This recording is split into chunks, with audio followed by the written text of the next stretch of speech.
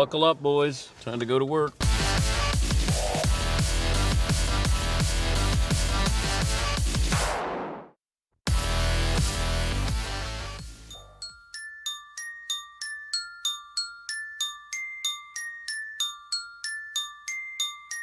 Dan Patrick.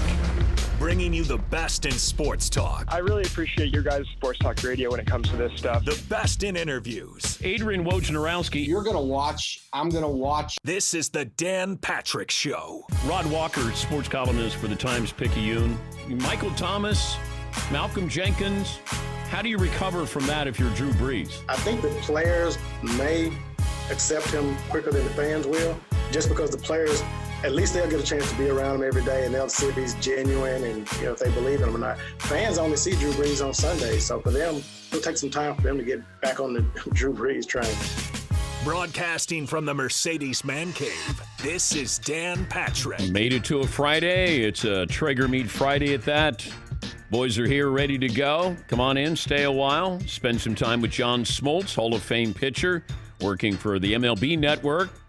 Chris Mannix from Sports Illustrated will stop by as well. Have a poll question, play of the day, a couple of stats of the day. Your phone calls are welcome. 877-3DP-SHOW.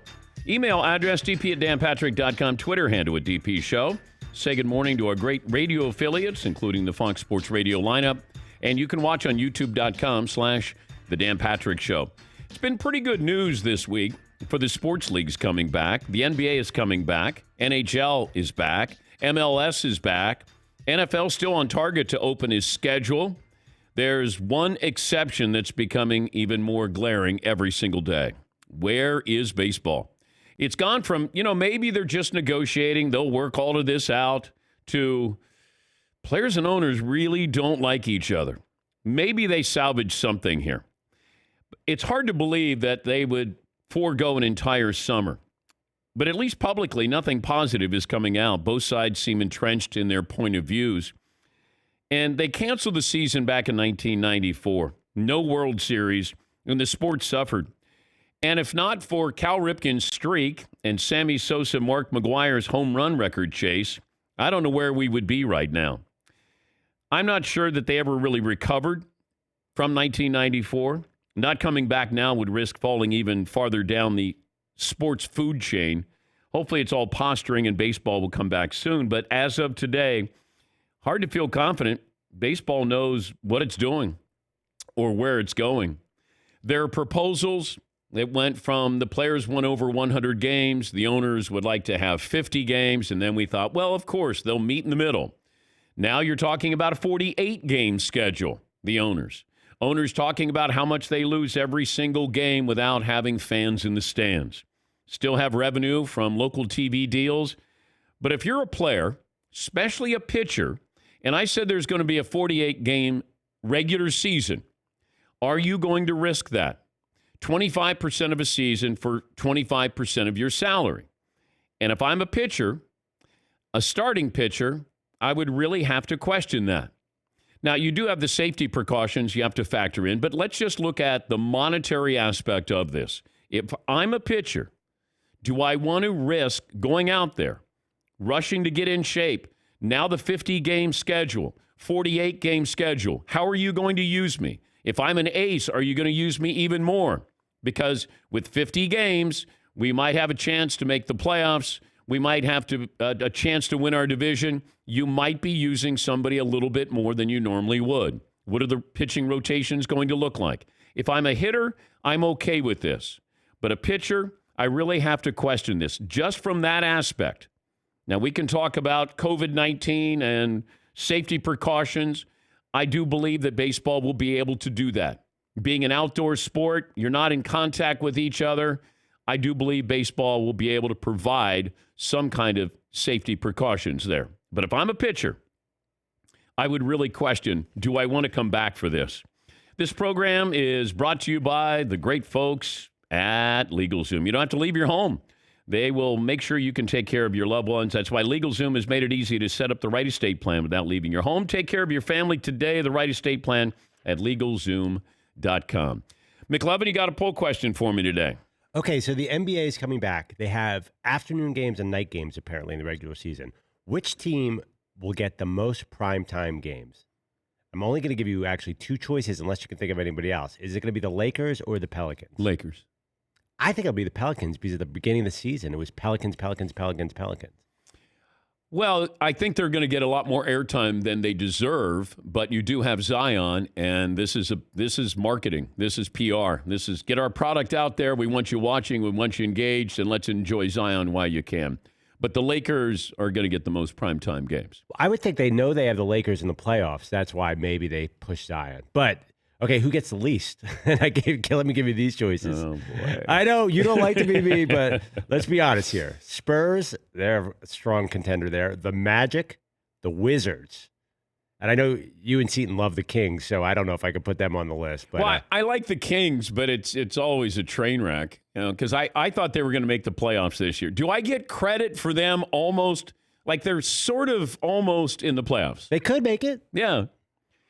Paulie? We're giving that to you. You are? Yeah, and it's time and day. Yeah, we're giving that to you. Ding, ding, ding, ding. Thank you. I needed that. But are there two less watchable teams than the Wizards and the Spurs? I'm sorry. This is mean. You can throw the Magic in there as well. They got Aaron Gordon. Yeah, they do. He dunked off a mascot a couple years ago. I like how whenever anybody says anything about Orlando, well, they got that guy who lost the slam dunk contest. Yeah, that guy, Aaron Gordon. Hey, come on down. Let's watch Mo Bamba. Don't they have, and Jonathan Isaac, they just keep collecting like top 5 picks. I don't know what they're all doing down there. Should be for Evan Fournier. Yeah. Yeah. Is he there? Yeah. That's impressive. That I have really no impressive. idea where that came from. Yeah. Yeah, Paulie. I just saw like the 5 different field houses. That's how I describe them, where the NBA's going to be playing down in Orlando.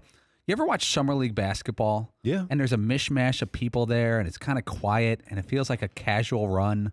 It doesn't feel that serious because the setting. Or you ever watch shows like Chaminade tournaments in college basketball where there's not that many people? These are going to be empty gyms that are also small.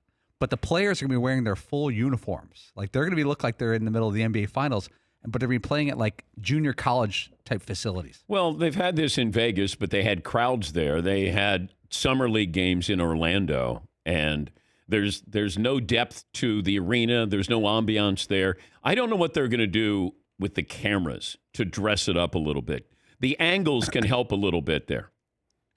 Can you get a different look to this?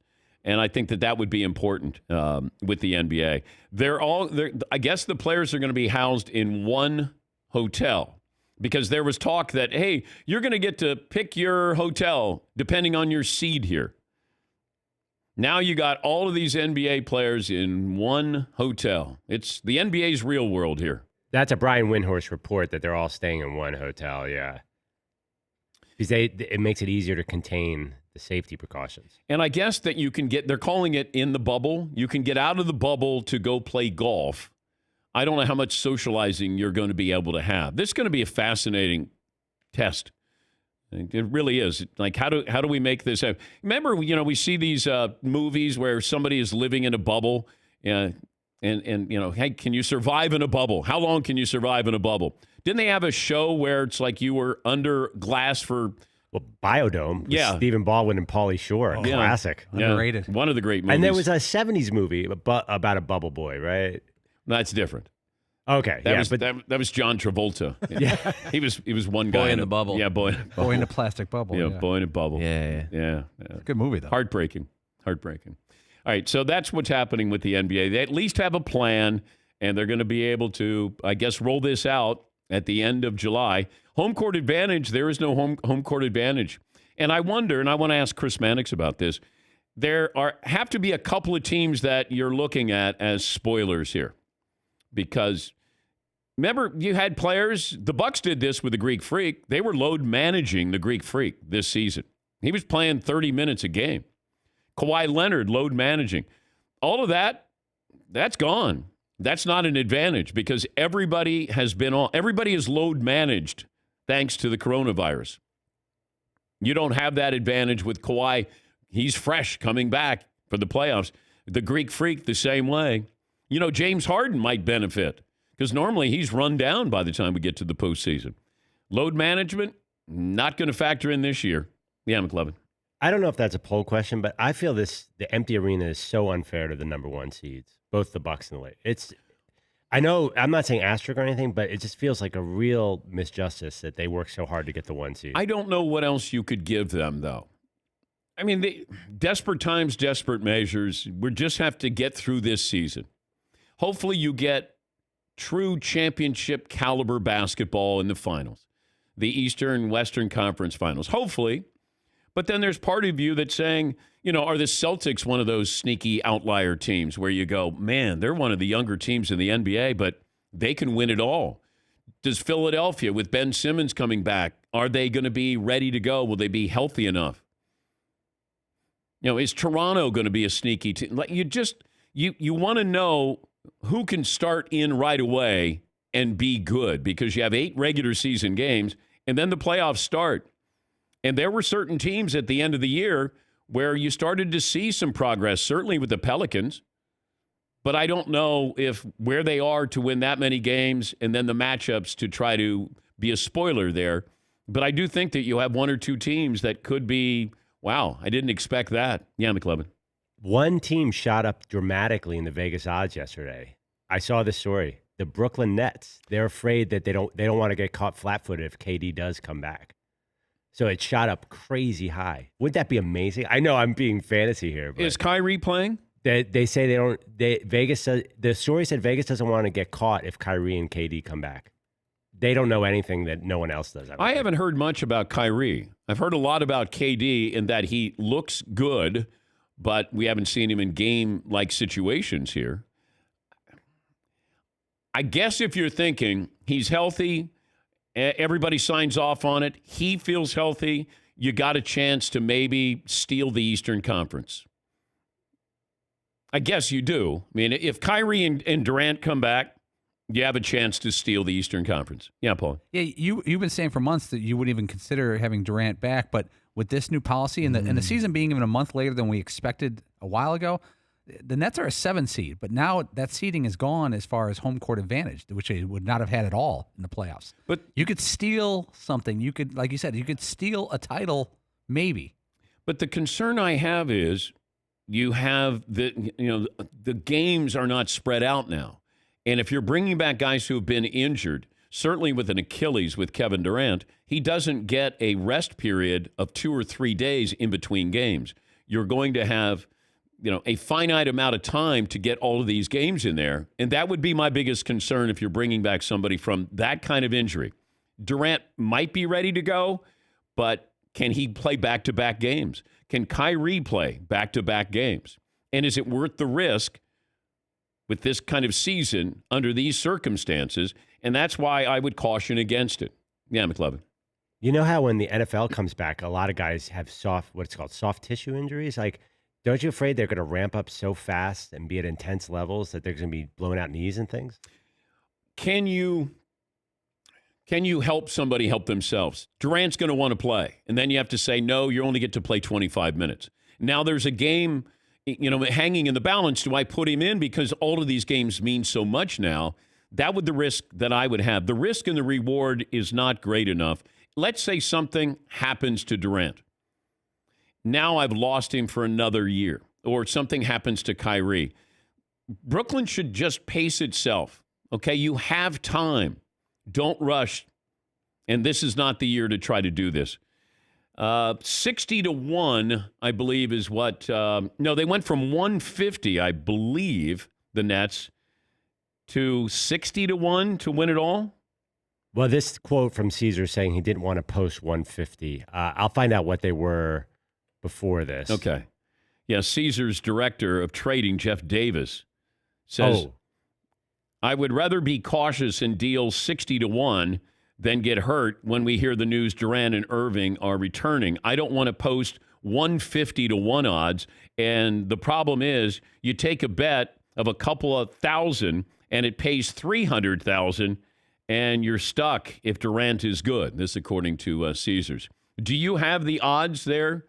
I haven't seen the updated odds. There's another part in the story. According to Doug Kazarian of ESPN, the Nets odds were as high as 750-1 when both Durant and Irving were ruled out for the season. I'll try to get the whole odds, but that doesn't seem right. Yeah, Paul. Kevin Durant, he injured his calf a year and a month ago, May 7th, 2019. If he does not play in this abbreviated NBA season, and next season it gets pushed back to use Christmas as a starting date. He will have not played competitive basketball in 1 year, 7 months, and 3 weeks. Closer to 2 years than 1 year. 1 year, 7 months, and 3 weeks. And he knows this. Like he's aware of this as he's sitting doing his rehab. Yeah, but I'm okay. Given that Achilles injury, and they talk about 9 to 12 months, but it's probably more like 12 months. And to be able to come back from that, and what's he going to be like when he comes back? I would love to ease him in more than just, hey, let's play 8 games, now let's get ready for the postseason. And if Kyrie comes back, I haven't seen a time frame for Kyrie. I haven't seen any update on Kyrie. Yeah, McLovin. By the way, they have the whole list of odds here from Caesars. Lakers 1, Bucks right behind them, and then Clippers right behind them. So Lakers at plus 200, which is 2 to 1, I guess. Who would surprise me in there? Is there anybody who's higher than you would expect or lower than you'd expect with those odds? Wait, what are the Pelicans odds? Pelicans and this are plus 5,000. Okay. Yeah, Paul. Here's a sneaky team. I like to look at point differential. The Dallas Mavericks are the 7th seed in the West, traditionally 7th seed. They're 40-27, nothing special, but they beat their opponents by an average of 6.1 points per game. That's top 3 in the West. That's almost the same as the Clippers. Their point differential and their wins. They're the highest scoring team in the league. And you got an experienced coach. Porzingis started to round into shape, and then you got, Luka's sensation. But, I don't know who Dallas would be matching up with. And that's always interesting to see. Yeah, that's where you start to look at a team that could surprise somebody. It's going to be because of a matchup. The team that they're facing might be a better regular season team, but in a 7-game series, you might match up better with that team. Your strategy, somebody, if you're facing the Rockets in a 7-game series with Russell Westbrook and James Harden going full tilt, and if they happen to capture some magic there, then maybe, Houston could be one of those teams that, given this format, could surprise people. Yeah, McLovin. Yeah, you're right. The next tier are 2 teams you mentioned. The Celtics and the Rockets are at 15 to 1. They're the next tier after those big 3 teams. Yeah, the Celtics would be somebody that, I would put money on the Rockets just because I think there's some fascination there, curiosity, and that's not an easy matchup. The Rockets either win or they beat themselves, it feels like. And if they happen to get it all together in a 4-game, for 4 games to win, I think the Celtics are sneaky too. I could see the Celtics winning the East. Yeah, McLovin. We're collecting money right now. We're going to put a team bet together. Let's call our guy. Let's get out on the playoffs. But you got to go dark horse, right? You can't go what kind of would you take? I don't want you to get into this, Dan. No. I can't. Would you take a top 10 team or a 10 to 15 team? I would go Celtics, Rockets. Yeah. If I was going to do something interesting. And I would take Portland as a long shot. If you bet. If I bet. Do you want us to bet and just... No. Well, I'll put in 50 for you. No, I told you that story of a friend of mine, and we were having beer and wings, and it was a Monday night. And he said, who do you like? Now, that always triggers something in me that I get nervous. Who do you like? I go back to Pete Rose in the 1986 playoffs between the Mets and the Astros, and he says to Bob Costas and me, at the top of the dugout steps, the Mets dugout, who do you like? And Bob and I looked at each other going, I'm not going to. Are you going to? And we didn't say who we liked because we knew Pete was going to go bet. So fast forward to a couple of years ago, friend sits down, he goes, who do you like tonight? And I said, oh, gosh, I don't know. Raiders. He goes, all right. He goes, order me a beer. He goes outside. He comes back. He goes, I go, where'd you go? And he goes, oh, just on the phone. I had to put a dime on the Raiders. I go, no, don't put, no. Now I have to sit and watch this game. And he didn't give me any money when he won, but I was going to get blamed probably if he lost. Wait, who won the game? The Raiders covered. Yes. And I went, oh, my God. Then he's going to bug you again and again. Well, I get that. I get that all the time, and I just say, no, entertainment purposes only. Hey, I saw your Super Bowl pick. Would you put money? No, I would not put. I do it because I have to do it. I don't want to do it. Yeah, Paul. What if we bet on the team that you like as your dark horse and not tell you? And if it wins, we tell you. And if it doesn't, we never mention it again. That's a good policy. Whatever you do, I don't want to know about it. Super. And that's not just gambling. Okay? Whatever you do, I don't need to know anything about it. So you like the Kings at 200 to 1. No. Call my guy. I do love the Kings. I don't know why, but that's a team that I'll watch because I don't think anybody else watches. And I'll go, it's like, I'm watching my son play and the team's not very good, but I feel like I have to. That's what I'm watching here. I'm watching the Kings, and I don't know. I'm just rooting for them a little bit there. All right, Chris Mannix will join us. We'll talk to him about, a few things. Give us that surprise team or teams that could create maybe a little bit of a run here in the NBA playoffs. 21 after the hour, just getting started on this Traeger Meat Friday. Back after this. Discover is asking you to do what is really important right now, and that is stop checking your email, stop checking your Instagram, check something important like your credit. Discover makes it quick and easy. Best of all, it's free. So there's no excuses. You don't have to be a customer of Discover. Check your FICO credit score. Score used by 90% of top lenders. It's free, even if you're not a customer. Checking your score won't hurt your credit. You can check each month for changes. The Discover Credit Scorecard is free for everyone. Learn more at discover.com/credit scorecard. Limitations apply.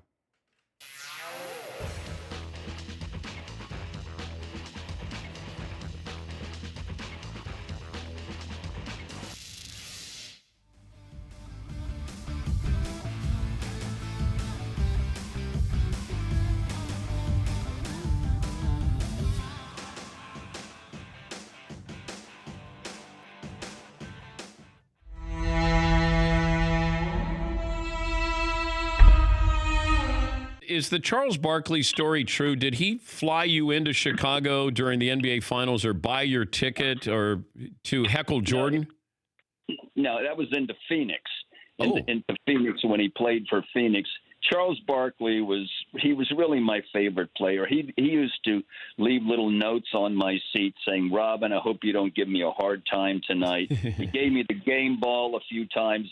He brought down a 76er emblem, which was on a ring. It was about 10 feet across, and they held that up behind the 76er bench so that the players and Jim Lyman couldn't hear me. And then the league made him take it down. I would say to Charles, I heard you're running for governor of Alabama. Before I vote for you, I want to know your view on health care, the economy, and NAFTA. And he turned around and said, well, I do have a view on the death penalty. They should use it on you. Did Jordan ever respond to you? Oh, yeah, he did, because he had claimed he hadn't read Sam Smith's book, The Jordan Rules. He claimed he hadn't read it, which was a bestseller. You read it to him, didn't you? I read him excerpts from it, some of the embarrassing excerpts where he made comments about his teammates calling he called one of the guys a 6'10" stiff. He made some uncomplimentary remarks. There were uncomplimentary quotes in the book, and then occasionally I would make things up, and he would turn around when I did that and shake his head no. He'd read every word of that book. But he and Charles were different because after the game, Charles would go out in the clubs and there'd be people crowding around him. Mike would go into his private dining room and sit there with some friends. They're really two different people. But, of course, they're both wonderful athletes. Did anybody take a swing at you? Yeah. Coach Frank Layden did. Not a lot of reach there on Frank Layden. I was complimenting him. He was having a feud with Adrian Dantley, who's one of his best players. I was mentioning that feud, and I was also bringing up the fact that USA Today had rated him the worst-dressed coach in the NBA. Okay, so I was on him the whole game about Adrian and about how he was dressed and what he should be wearing to the games. And at the end of the game, which they won, he He came through the seat. He started coming through the seat. The mailman was holding him back. Karl Malone was holding him back, swinging, spitting. He completely lost it. And I was really, everything I said could have been printed in the paper. Nothing was about sexual matters or about race or about anything that couldn't be said. How we doing now?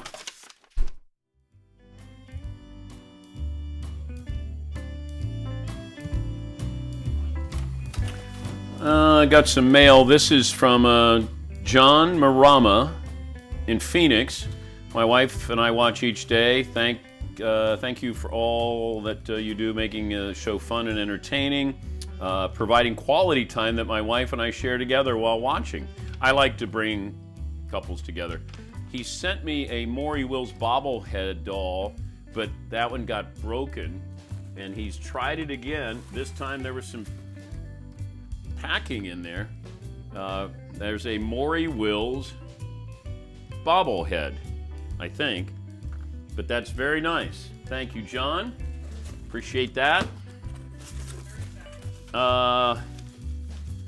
Let's see what I have here. This is from Phil, let's see, Suck It Back Row, huge fan. I'm sending you some custom sugar cookies. This is his wife that makes these are, I might need a little more time with this. I'm gonna have to revisit this. I have to go interview Mannix. All right, I gotta go back.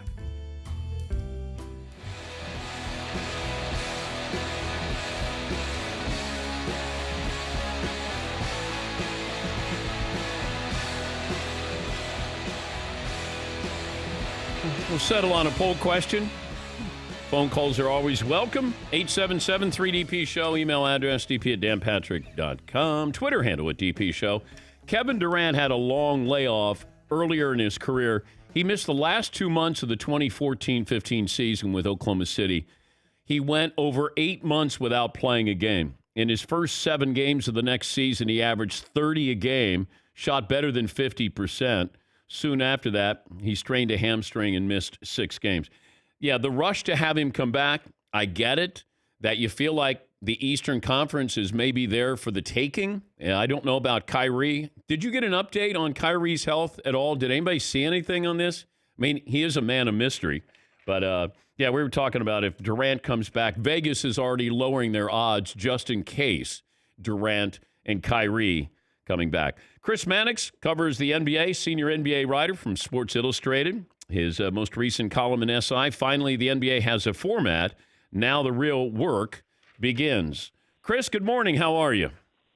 What's going on, Dan? Well, I'm trying to figure this Nets situation out. I've always felt, everything I've read is that Durant would not be coming back. We'll start there. Do you think Durant is going to be coming back? I don't, and I think it would take an incredible reversal of direction for Durant to come back. I've talked to people about this within the Nets organization. I've talked to Rich Kleiman, Durant's manager, and every conversation I've had has not left me feeling like the door was even open for something like this to happen. I mean, if it was a shoulder injury or a Steph Curry-like broken hand, you can have a different conversation. But you're talking about the most significant injury an NBA player could have, and then taking that player and dropping him after 7-8 regular season games and a 3-week training camp into the most intense atmosphere an NBA player can go through. And, all I think about when, thinking of that scenario is, didn't we just do that with Kevin Durant? Like, didn't he just deal with a major injury to his calf, come back, and then in one game pop his Achilles? I mean, the Nets have a 4-year investment in Kevin Durant. Even if he came back, I wouldn't make the Nets a favorite. You don't come back from an Achilles injury and look like the same player you once were. So what is the point in rolling him back out there in a truncated season, postseason, just to roll the dice and hope you catch lightning in a bottle? No, I it's going to be an incredibly long layoff for Kevin Durant once the next season starts. But the risk to me, Dan, and I think for the Nets and Kevin Durant, is not worth the reward. Given the fact that we have, a smaller postseason, 8 games regular season going in, give me one or two teams that you think, and with no home court advantage, that this team might play the role of spoiler either in the East or the West. Well, to me, it's Philadelphia in the East. And, the Sixers had plenty of problems this year, even before, Ben Simmons went down with that injury. But Ben Simmons is coming back. And, we always thought when it came to the Sixers that a defensive-minded team that doesn't rely on the three-point shot might have a shot in the postseason, not an up-tempo, necessarily high-volume three-point shooting team.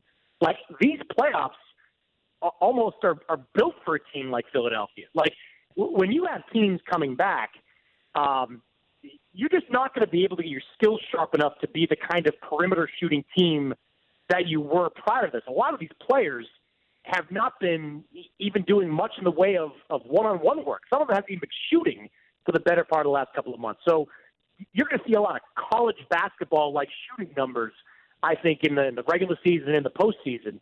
If you're Philadelphia, you don't shoot threes. You don't care. You are a defensive team. You want to play 90s style basketball where games are in the 80s and 90s. So I look at the Sixers.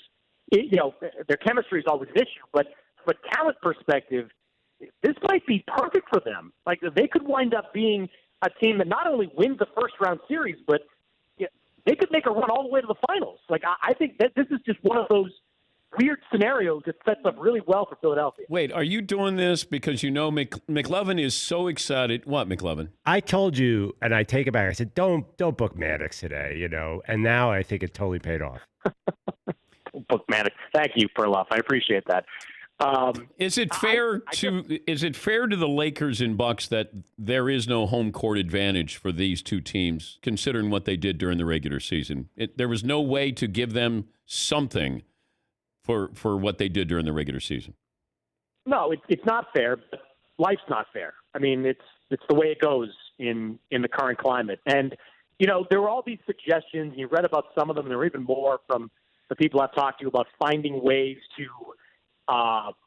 give teams that had home court advantage, whether it's an extra possession or little things like that.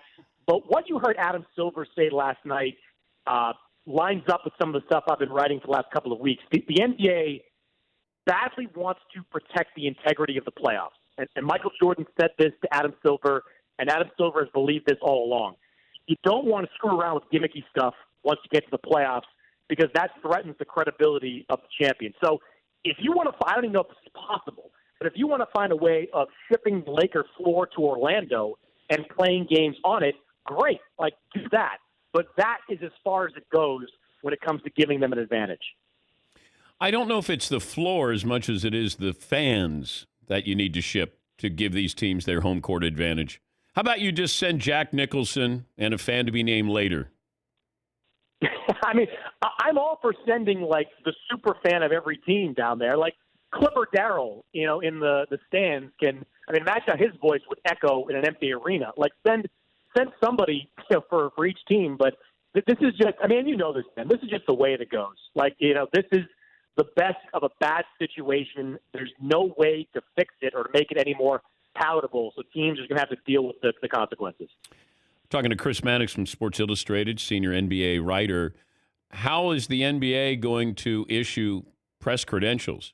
How do people get in to cover? And do we have broadcast teams who are going to be able to cover this? I know for a fact it's still being negotiated right now as far as what kind of press access there's going to be. I would imagine that if you want to cover the playoffs in its entirety, you've got to put yourself in that bubble, and you have got to agree to effectively quarantine yourself for 3 months. And that's, difficult for a lot of people to do. Maybe not so much for me. I have no life whatsoever. But for a lot of people, you have families, you have reasons to be in and out of there. So I think that is going to be a challenge. There's a lot of interest from a print media perspective in being part of covering it, but the NBA is understandably leery about letting people come in and out. The question of broadcasting, I don't know if that's been fully resolved yet, but people I've talked to have been under the impression that many of these broadcasts will take place remotely, whether it's from Bristol or Atlanta for Turner. I think that certainly is a fluid situation right now. But over the last couple of weeks, that was what I was hearing when it came to how games will be broadcast during all this. Yeah, I think it'll be via remote for the national broadcast and even local broadcast.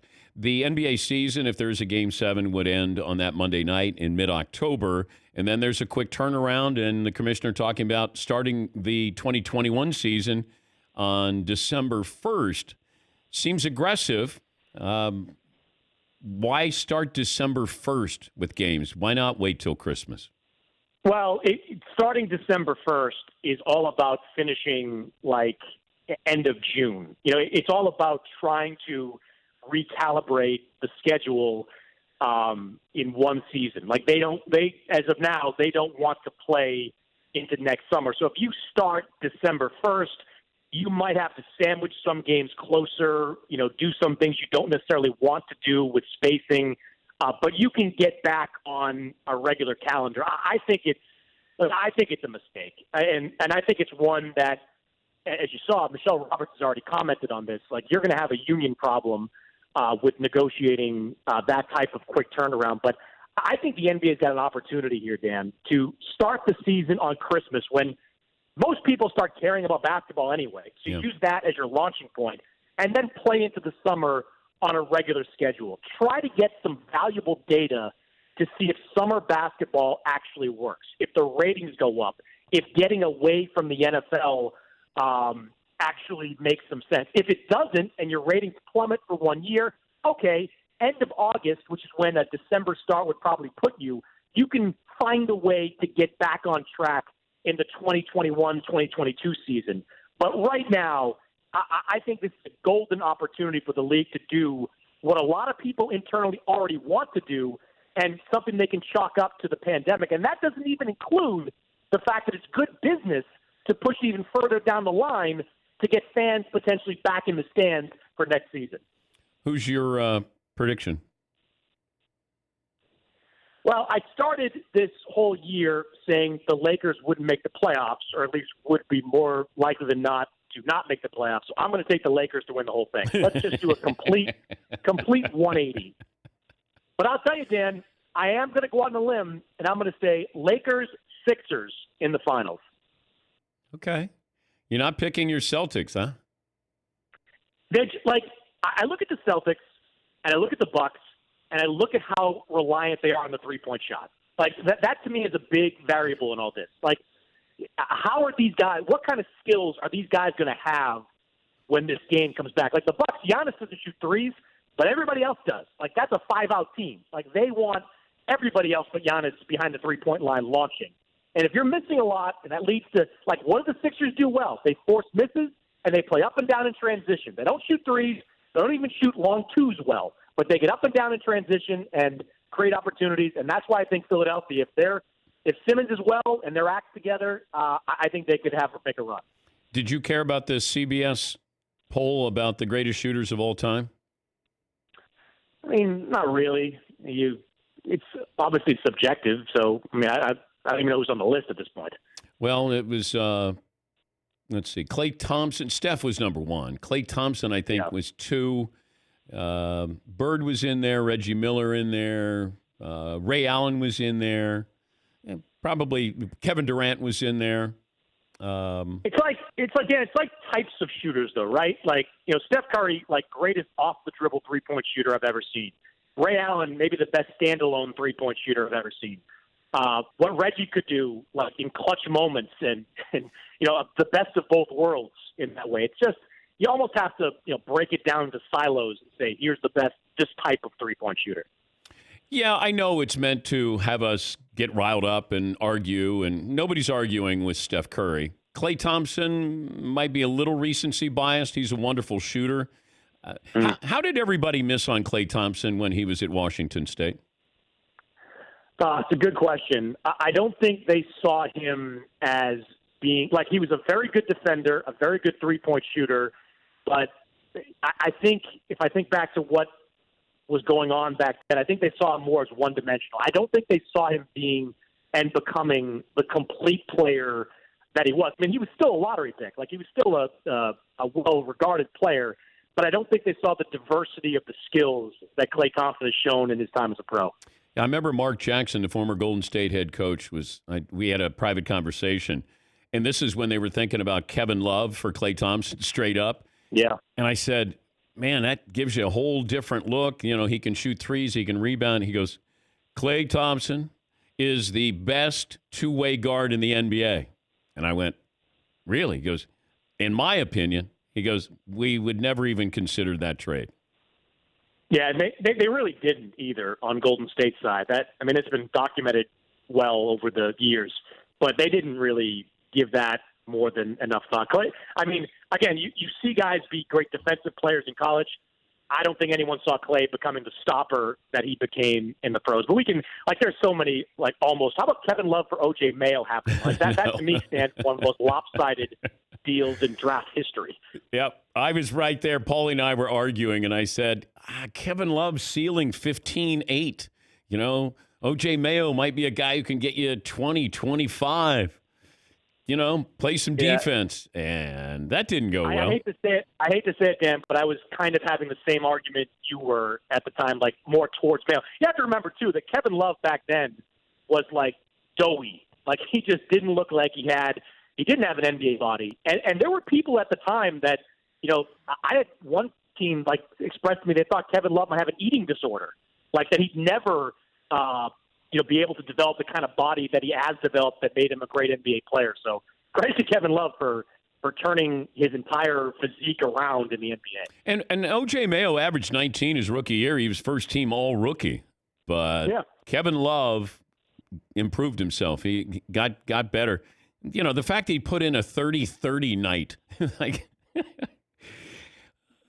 man. You just never know, Dan, what – you can tell, it's so hard to tell work ethics on 18-year-olds, right? You can see them doing stuff, in high school and in college. You can talk to their coaches, but until you get them in the gym for year one, you don't know what their dedication is going to be. And that's one of the most difficult parts of scouting players. You can see the talent and try to project out the talent, but did you know that Kevin Love was going to become this workaholic that would, turn his body into one of the better NBA physiques and turn himself into one of the better front court 3-point shooters? I mean, he put the time in, and you can't really project that when a guy's that young.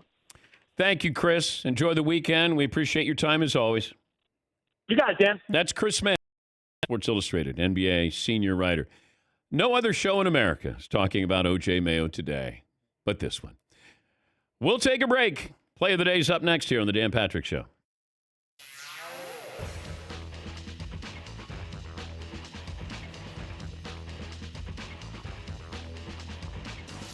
Gentlemen, Dan Levitard asked me to do this one specifically.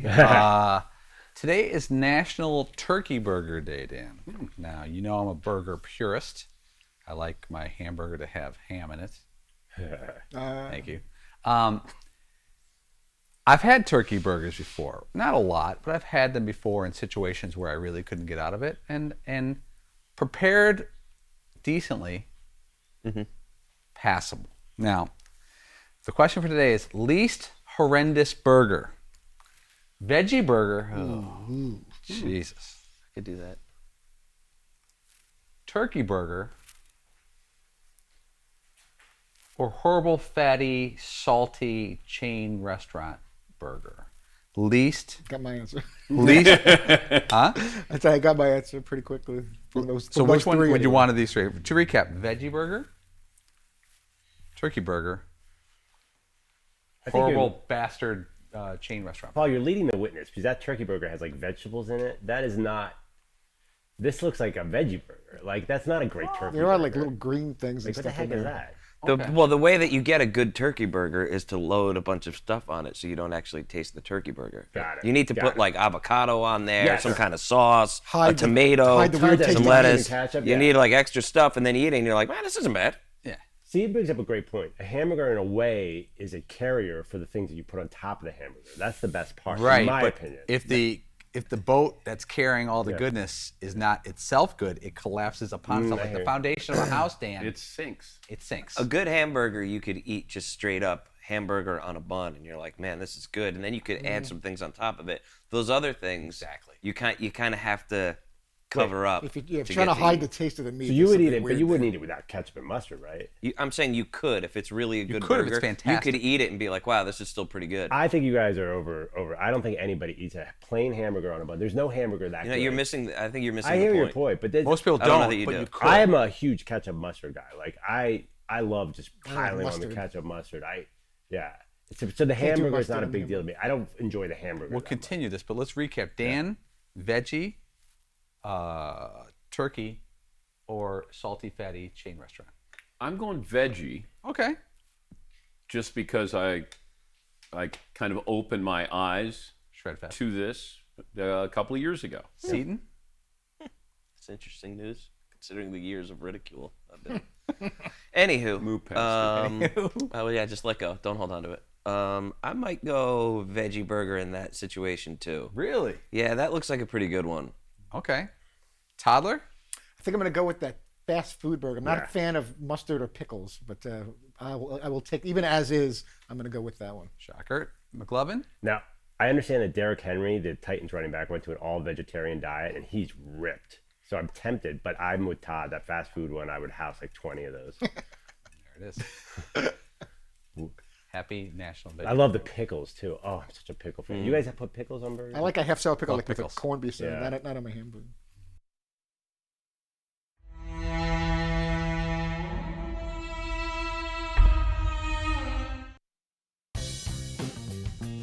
Because I want to fire him up, Brian Urlacher. You've never got to hit Cutler, right? Let's bring out Jay Cutler. McLovin, can you turn around? I had a chance to hit him when he There you go, Cutler. Oh, great jersey. And then You may not you got the recognize bangs. You may not recognize me, yeah. Got the Now you. Why does every picture have him like that? I don't understand that. It's unbelievable. and a beer bottle. 2 plays. Okay, 2 plays. 2 plays? We're going to run 2 plays? I want to get out of the way. He I hit don't me want in to the pregame. Oh, I know. And it hurt a lot. I'm trying to think of what I want to Okay, do. what do you want to do? Now, you got to get rid of Paulie to get I got to get rid of Cutler. Paulie. Oh my gosh. So I can go through him or around him? You can do whatever you want. McLovin, you McLovin. I love it. I'm not gonna hit you, McLovin. You're good. Okay. This is what I'm worried You're about Cutler. here. All right, ready? All right, cut. All right. Set. Good. No. Come on. How's your shoulder, buddy? Good. All right, there's one. Now, that was pretty. I kind of missed. I'm out of practice. But you got me here. It's a smack. Yeah, well, I try to get him in the back next time. Is that how you hit him? Yeah, well, I'll show you this next one. Okay. Let's see. Okay. All right. So, My favorite all-time linebacker. yeah. Singletary so was let ahead. me just practice here, and then I can get you with the. All right, yeah, now, all right. I just wanted to practice that before I start. Just to let you know what's Just coming. wanted to practice Okay. that. It's been a minute since I've done here. All right, let's go, I McLovin. might do it faster this time. Hopefully. Oh, wait, are you going on you? That's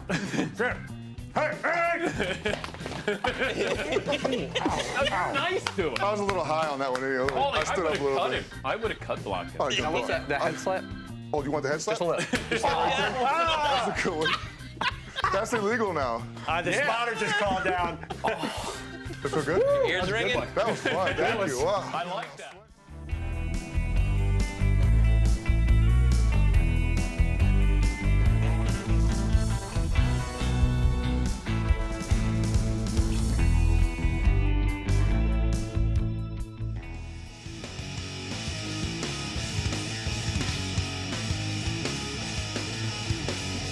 Oh my God. The play of the day. Runner left side, got it! They're gonna play it and play it. This is the play of the day. Check this out. 11 and 9/10 seconds to go. Ward with a pass tipped but handled by Johnson. Johnson is three-point territory but guarded tightly. Johnson cuts left, now fires a three. It is good, and he's fouled. It counts, and he is fouled. Larry Johnson looking for the lead. The free throw is good. A 4-point play. On this day 21 years ago, Larry Johnson hit one of the more notable 4-point plays in NBA history. Game 3 against the Pacers, Eastern Conference Finals. Knicks went on to advance to the finals against the Spurs and lose. Last time, the Knicks won the East, courtesy of NBC. Marv Albert with the call. Bad call, by the way. Phantom call there on Larry Johnson getting that. Play of the day brought to you by LegalZoom. They made it easy to set up the right estate plan without leaving your home. Take care of your family today. The right estate plan at LegalZoom.com. McLovin, what's the poll question we're going with? Let me just first state that I was excited about Mannix picking the Sixers. Then I had the guys in the back pull Mannix prediction record on the show. Ooh. I'm putting a huge bet on the Milwaukee Bucks right now. No, I'm just kidding. What is the second-tier team that you think has the best chance, based on what you were saying earlier? Second tier being out of the top 5 teams. The Celtics, the Rockets, the Thunder, Dallas Mavericks, or Sixers. Those are the teams not in the top 5 of the standings. I don't know if Dallas is good enough to make a consistent run, but I do think that they would be a tough out just because of Luka and Porzingis. The Rockets could either be really good or really bad. Oklahoma City is quietly played some pretty good basketball. That's one of the younger teams in the league, and they have Chris Paul. So you throw in his age, that's a young team. Celtics I like too. I know Mannix says, you can't rely on the 3. Well, all right. So the Sixers can't shoot the 3. What if they need to shoot the 3 because, let's say, they're down by double digits? Are they a good enough shooting team to be able to come back? That would be my big concern. They get a lead, they play defense, okay, maybe. But those are fun teams on the outside there. Those are all interesting teams, but Philadelphia has the talent to make a longer run, and it's the Eastern Conference. Celtics would be able to do that as well. Houston and Dallas could be in a similar boat, maybe a tough out, but can they be consistent enough to make a run where you're going to win 16 games? Yeah, McLovin. Maybe it'll be like the NCAA tournament where a team like Virginia, who only plays defense, like a defense team, can win. Like the Sixers are great defensive. Maybe that's the key that we're not talking about. I don't know what that means. Is there anyone's defense that you love? Do you have the defensive analytics right in your head? I don't have my analytics yet, but I'll get them. Yes, boy. Scoring-wise, the best defenses in the East are the Raptors and the Celtics. And in the West, it's the Lakers and the Nuggets. Okay. I like the Pacers. Healthy, Brogdon back. He had some injury issues. Yeah. Sneaky team. Yeah. They get no coverage. No, they don't. I mentioned, why did Klay Thompson, kind of fly under the radar? And then I looked at some numbers here. Washington State played a very slow pace. His last year, they averaged 72 points a game. That was 65th in the nation. He averaged 21 a game for a team that scored only 72 points.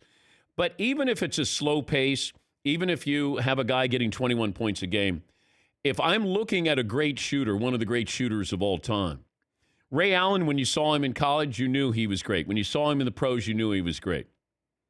Larry Bird, you knew he was great. Steve Nash, you didn't know because you didn't know if he was able to physically play in the NBA. Steve Kerr was a good shooter at Arizona. I'm just looking at the guys who are on this list. So Nash, who else is on that list of great shooters of all time? Dirk is different. Dirk we didn't know because he was coming over from Europe, and it didn't take long before we realized that he was, at that size, as good a shooter as we've ever seen. How about J.J. Redick? Did you know Yes. that would we knew he could shoot, that he'd be an effective NBA player? I knew that he was a great shooter in college, but I got to see all of those games.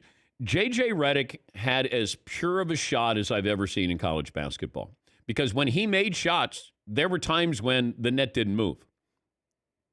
Rick Mount, who played at Purdue, is one of the great pure shooters I ever saw. But Rick Mount wasn't a good ABA player. J.J. Redick has made himself into, he's not a Hall of Famer, but this is a guy who's made the playoffs every single year, I believe, of his NBA career. Pretty storied career. John Smoltz will tell us, are we going to have baseball this year?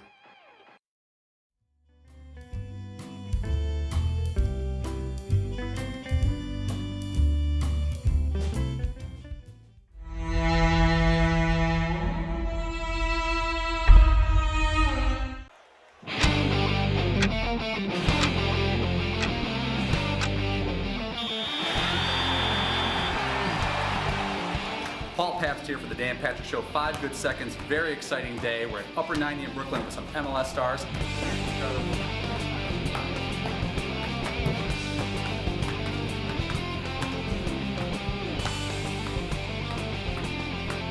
First thing we're gonna do, I'm gonna learn about taking penalty kicks.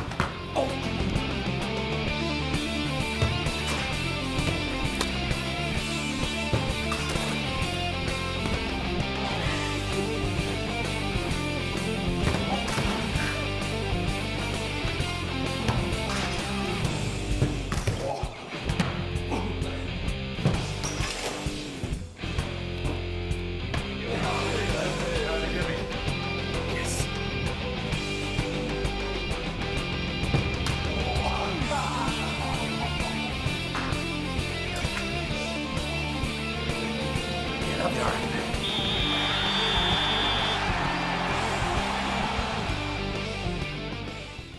Dan, I have a look in that might either upset you in a fun radio bit way or upset you in a real, actual way. I'm going to go to the guys first. Should I play it? It's a Friday. We've had a good week. Yeah. Oh. Go for it. Yeah, for sure. Dan? It's what I think it is. I want to see it. This may actually upset you. Give me a hint. It has to do with one of the things you're well known for and built your career around. My hair. It's not that serious. Okay, so to be fair, it's not that serious. Yeah, whoa. My shooting ability. Not that serious. So maybe it's not as bad as I thought. There is a new Sports Illustrated unleashed a new website, digital feed. Wow. Really? En fuego. Literal meaning is on fire. Of the millions of phrases you can. They got to be kidding. I don't know much about it. I think it's going to be like pop culture and sports. And, okay, culture, life, sports. Another missed copyright opportunity. I'm going to bet ESPN has something to say about that. I'm pretty sure. That's kind of It is actually they own it. Intellectual property, probably. Yeah. I'm going to present that without comment. Sorry. Maybe we shouldn't have. I'll leave you to it. Did you ever try and trademark it? Yeah, but ESPN owned everything I said. Oh my God.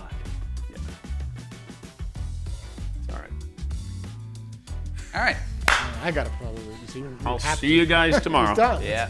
2 more hours though. No, Todd. He's leaving. He can't leave now. We're only 1/3 of the way there. He's out.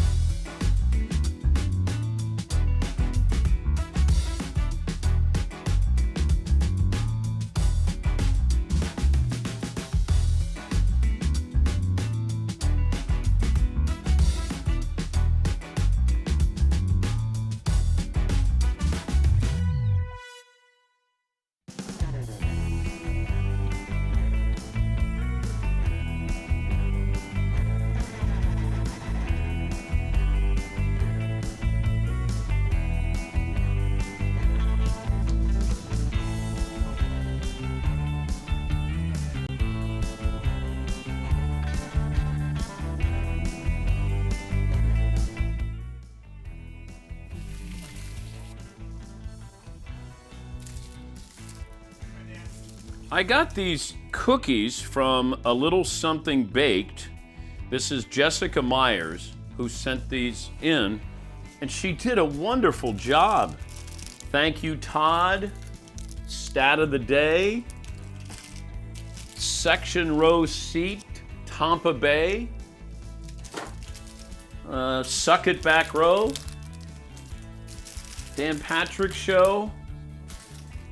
McLovin's Broken Glasses. I got football diagrammed plays that she made. DP Show cookie hats. So this is Jessica Myers who sent this in. Little Something Baked is the name of the company. How good is this? Perfect. I got a picture of Todd, picture of me. This is my called strike 3. Hey-ha! Made a cookie. Isolation. Oh.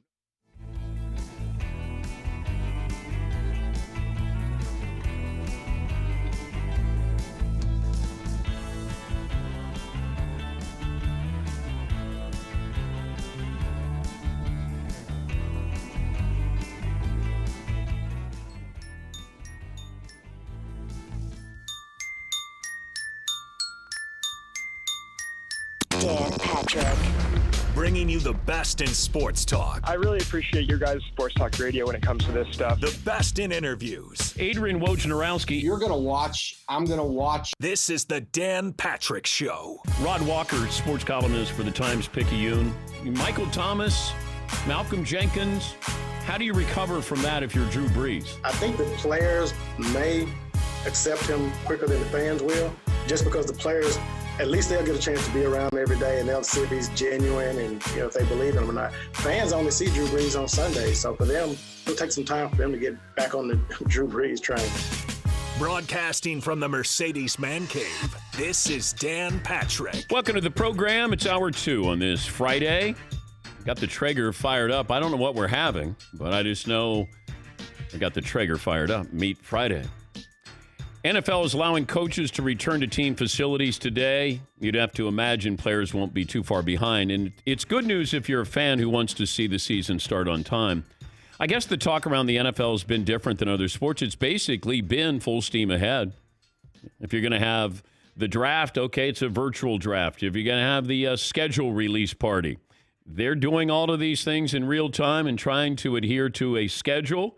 And Roger Goodell, even though he was in his basement for the draft, it still went off. It was a huge rating success. Same with the schedule release show. And a lot of this is timing. The NHL and NBA had their seasons cut off. Baseball was in spring training. The NFL basically has had 6 months to figure all of this out. They have time. And it's different than college football because college football, you're dealing with students, the student athlete being on campus. The NFL doesn't have to worry about that. So far, it seems like the NFL has a handle on this situation, and we'll see if that continues when the games start. But you hope the momentum continues. They figure out how to provide a safe and entertaining product this fall, and you're starting to see some of these colleges opening up, or at least the possibility of opening up. I know that the NCAA president, Mark Emmert, came out yesterday and said he doesn't think all colleges will be playing football in the fall. I don't know. It's always difficult, troubling, dangerous when you have that blanket statement here. Because of all the blanket statements we've had, if you go back to March or April or May, it feels like we walk back just about every statement that is put out there. I understand being overly cautious. I don't know if baseball is going to play this year. If you said, today, are they going to have a baseball season?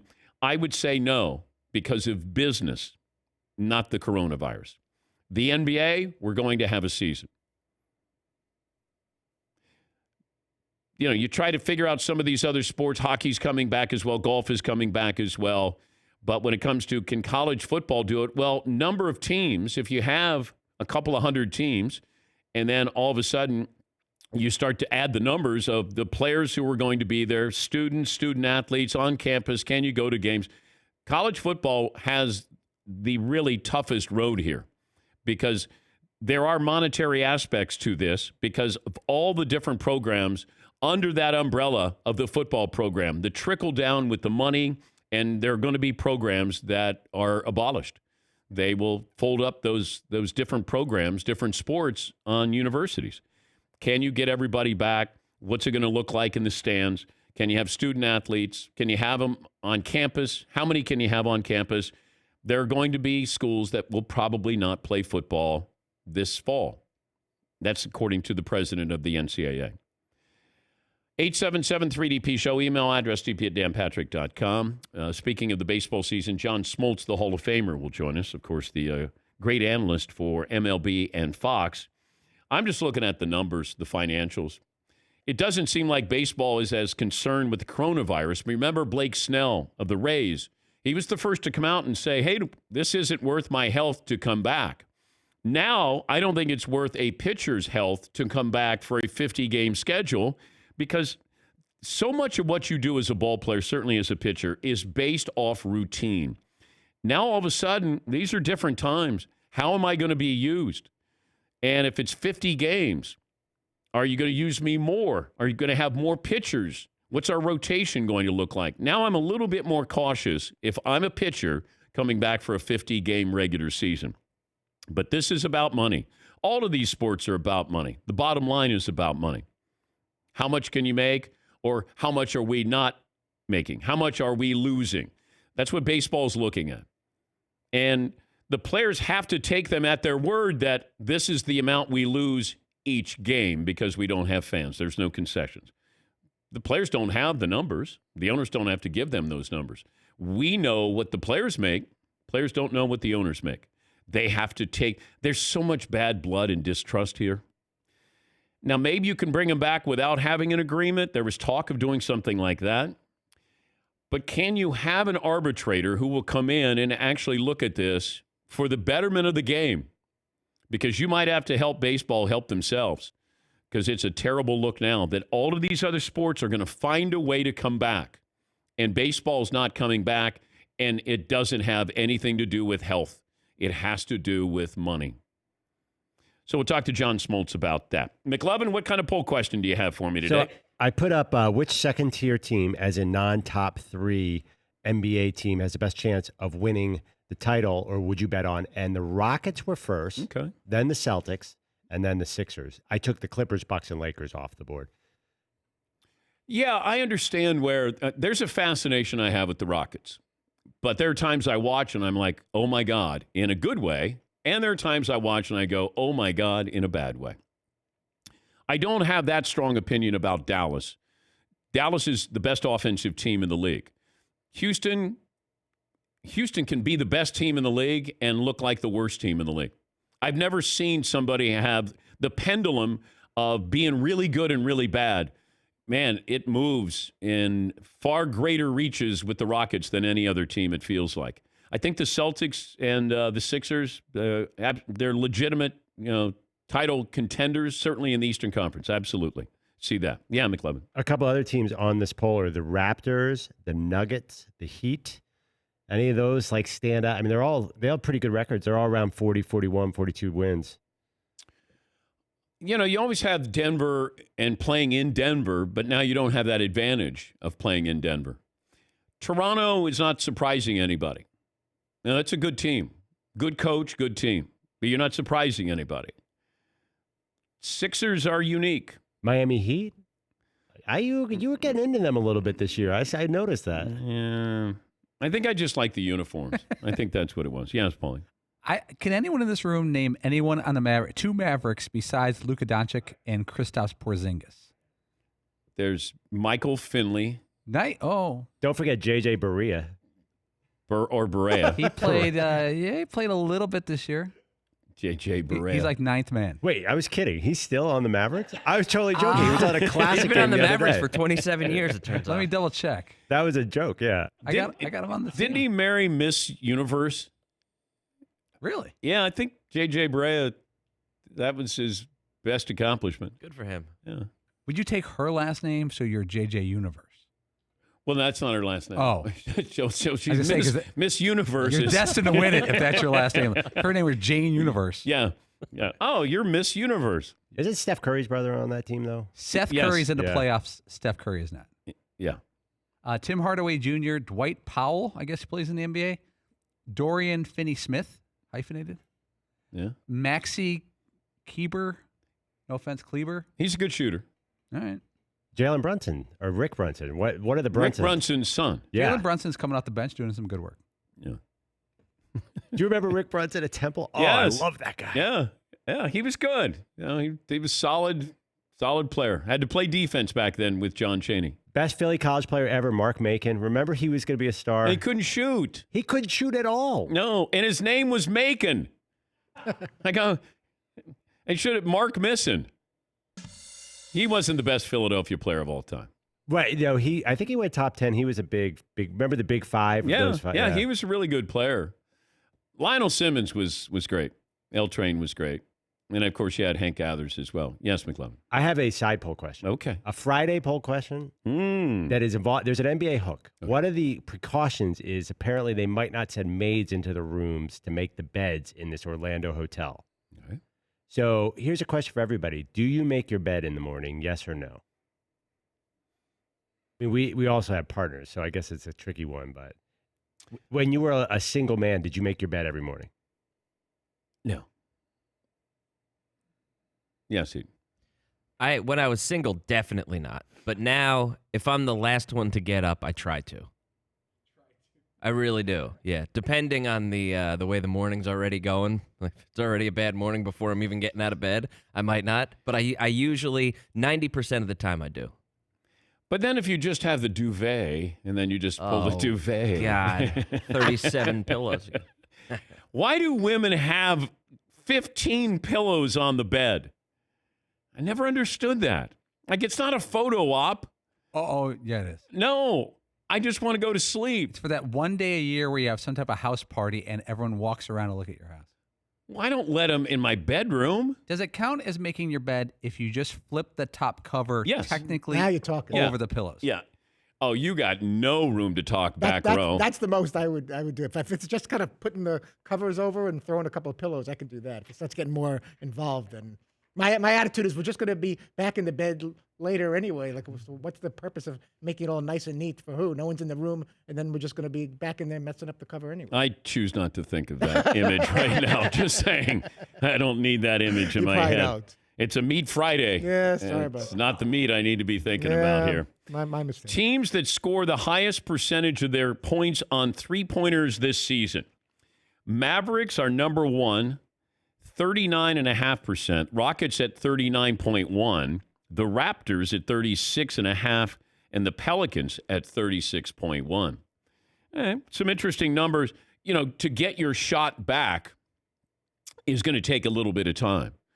And, you know, do we see where some of these teams that are relying on the three-point shot are going to struggle a little bit because of this long layoff? Defense travels. That's what my coach would always say. I'm like, yeah, don't travel with me. It's not in my suitcase. Yes, McLevin. No, what do you know about the shooting lines, like the visuals here? Because that's you shooters always talk about that. Yep. That to me is the great home court advantage. Is the backdrop. Like the comfort level you have when you go on your floor and you know the lighting, you know the background there. And it's going to be different in Orlando. Not that they won't get accustomed to it, but I do think there are guys that when they get on the floor, they don't even have to look at the hoop to know where they are on the floor. There's a feel that you have, you're just comfortable in that space there. But the backdrop when you shoot is very underrated. I remember when we started playing NCAA tournament games in the domes, and players would always talk about the depth perception when you're shooting. I don't know if that's going to be an issue at all, but shooters notice these kind of things. All right, some phone calls in here. Doug in North Carolina. Hey, Doug, what do you have for me today? Well, first off, I got to tell you, when you were interviewing Rex Chapman yesterday, I could not take my eyes off of YouTube. That you've had a lot of funny interviews. That was probably the best interview of the week. And when he said, "No one ever called me a thug," it was an eye-opening moment for me. So, just if your listeners haven't seen it, go to whatever platform they could find that on. It was just wow and a great job. But I wanted to put you in a position of being a general manager. I'm assuming that the lottery teams are basically all set. So you guys have been talking about the playoffs. I want to go the other way and say Dan Patrick is the GM of the Detroit Pistons. They're my team, and they're going to be a lottery team, and I think they need a general manager. Are you taking Edwards or Ball if you get the first overall pick? I'd have to look at the roster a little bit more, Doug. You know, you're asking me on short notice, but thank you again for the compliment on Rex Chapman. The number of people I heard from yesterday to say, if you ever wanted to give the format, I'm trying to think the word that was used, but just you're listening to two people talk, but they're actually talking on a national radio and TV show. That's what we did with Rex Chapman. But that's because Rex allowed that to happen yesterday. He allowed me to go certain places with him, and then he offered up things as well, as if we would have a normal conversation. And that would be a normal conversation. I talked to him yesterday after the show, and I just said, "Are you okay?" And he said, "Yeah, I hope that was good for you guys." And I said it was. And then he started, telling me other stories about things that he had gone through. And, it's clearly emotional for him, what he was talking about, the op-ed piece that he wrote for the Lexington Herald. But he's a very, very interesting guy. And he's got one of the best social platforms with, he's always got these videos, a lot of comedy in there. He's got a great sense of humor, but he can laugh at himself. And when he brought up the shoplifting and he was addicted to pills, even when he said that Calipari he had heard was going to the Lakers, he said he was high. He was high on opiates when he said it. But no, if you get a chance and listen to that, go back. Any interview from the Mercedes-AMG Man Cave, you can go back and listen to that on our app. Let's see. Jesse in Los Angeles joins us. Hi, Jess. What do you have for me? Hey, DP. Hey, bud. Got 5'10" and 173. Two comments on the NBA, if that's okay. One is regarding the idea that if the Lakers would win the championship, you kept saying, would it have an asterisk because of LeBron James? It probably will to some people, but it definitely should not, and I'm going to let you know why. No one puts an asterisk next to the 2011-2012 season when he won his first title with the Heat, and they only played 66 regular games that season because of the lockout. While this year, with the 71 game, with the extra 8, they're going to be playing 71. So that's why I don't think there should be an asterisk. Well, there shouldn't be, Jesse. Absolutely. I just know how my world works. This is where you're going to have people who are going to do it because when you talk about LeBron, you get clicks, you get eyeballs. If LeBron wins, he wins. It's a title because everybody else. In fact, we've taken out the home court advantage. So I've taken away something from LeBron.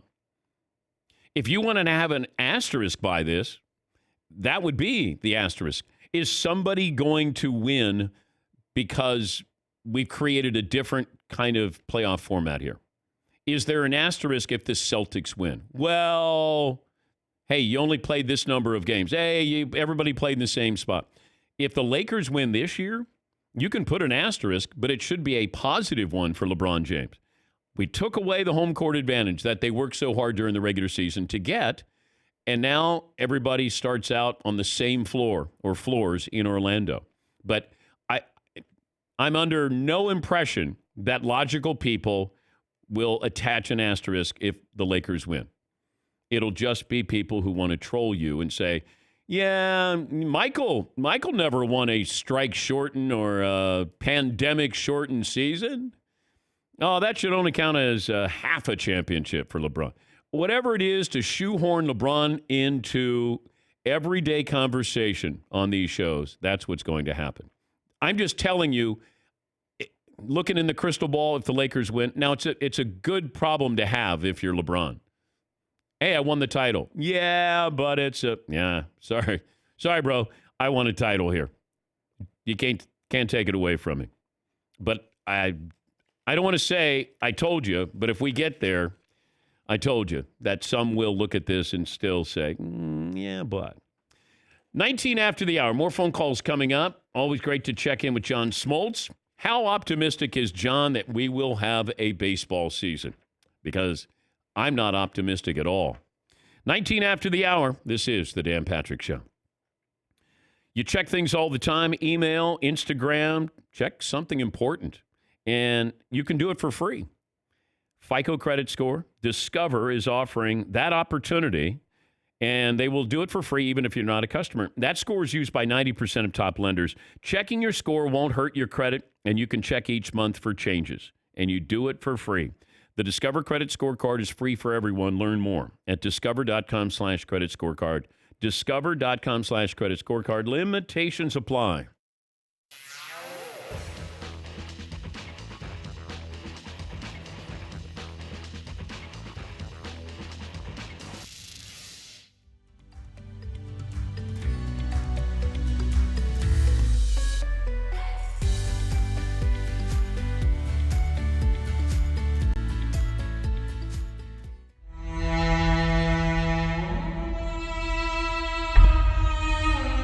Mike Tirico was there. We were co-hosting on Saturday in Philadelphia.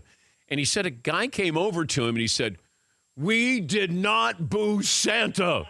And Tirico goes, hey, okay, I wasn't there. I okay, fine. But he said that's all the guy said to him. "We did not boo Santa." Yes, Eden. Back around the draft, I went down there and shot a bunch of videos. And any time that I was down there talking to people and mentioned stuff like booing Sanders, like, come on now, that was a long time ago. Yeah. Let's move past it. Yeah. Very sensitive about that. Very. I would embrace it. All right, you booed Santa. Big deal. You know, welcome to our building. They also cheered when Michael Irvin had his career-ending injury in Philadelphia. But actually, the Link, and you know this too, Dan, it's much nicer than the Vet. Now, the Vet was a wild scene. There are a couple of places where they were dicey going into, I remember. You know, going to a Jets game has always been dicey, always. Philadelphia was always a little dicey.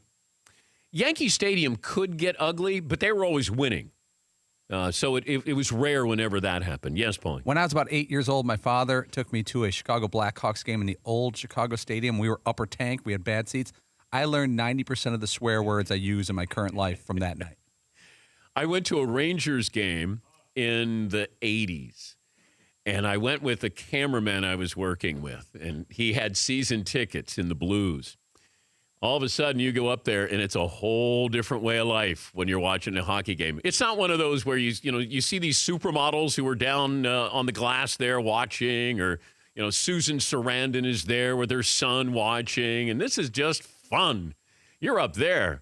There are fights going on all over the place. People bringing in their own alcohol. It was wild back then in the mid-'80s. All right, I started with the positive. I ended up with a negative, as only we can do here on this program.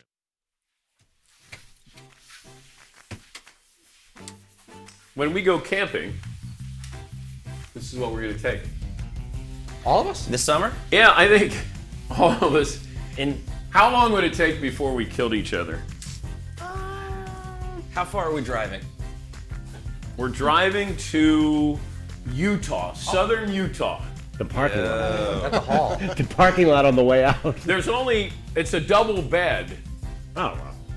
How's the restroom I'd rather situation? sleep on the There's ground. a restroom situation. I'll sleep on the ground. I volunteer to sleep on the ground. Yeah. Now, I'd say we could get a tent. I'd sleep in that. Well, I reached out to Cabela. I just thought I'd like to bring fishing poles. That's fun. And I'd like to have a tent. I would sleep in here. It's cozy. And then It's we nice would in get there. a tent for you guys to sleep in. Wait, I guess that's fair. Look at this chair. Look at this chair. Not only does it have a cup holder for my beer, it has holes so the condensation can drip down. That's here. That's really that's next Forethought level here. thinking right there. That's how you relax. These aren't real, by the way. They're not. No, Get out of here. No, they're not. Come on. But you know what? Whenever Penny sees them, Penny freaks out. She runs away. Penny thinks that that's a That's real. my favorite thing that dogs do. They'll be walking And looking at something. And I want to get a fly rod. All right, one rule for camping Nice. with the Danettes. All you have to remember is when a bear comes, just be faster than Todd, and that's easy, right? Easy. You could, Yeah. you could just kind Nah, of the walk. toddler's definitely going down. Yeah. I would throw barbecue sauce at Todd. Sorry, pal. Throw some sauce. Sorry, pal. Instead of water balloons, that'd be barbecue.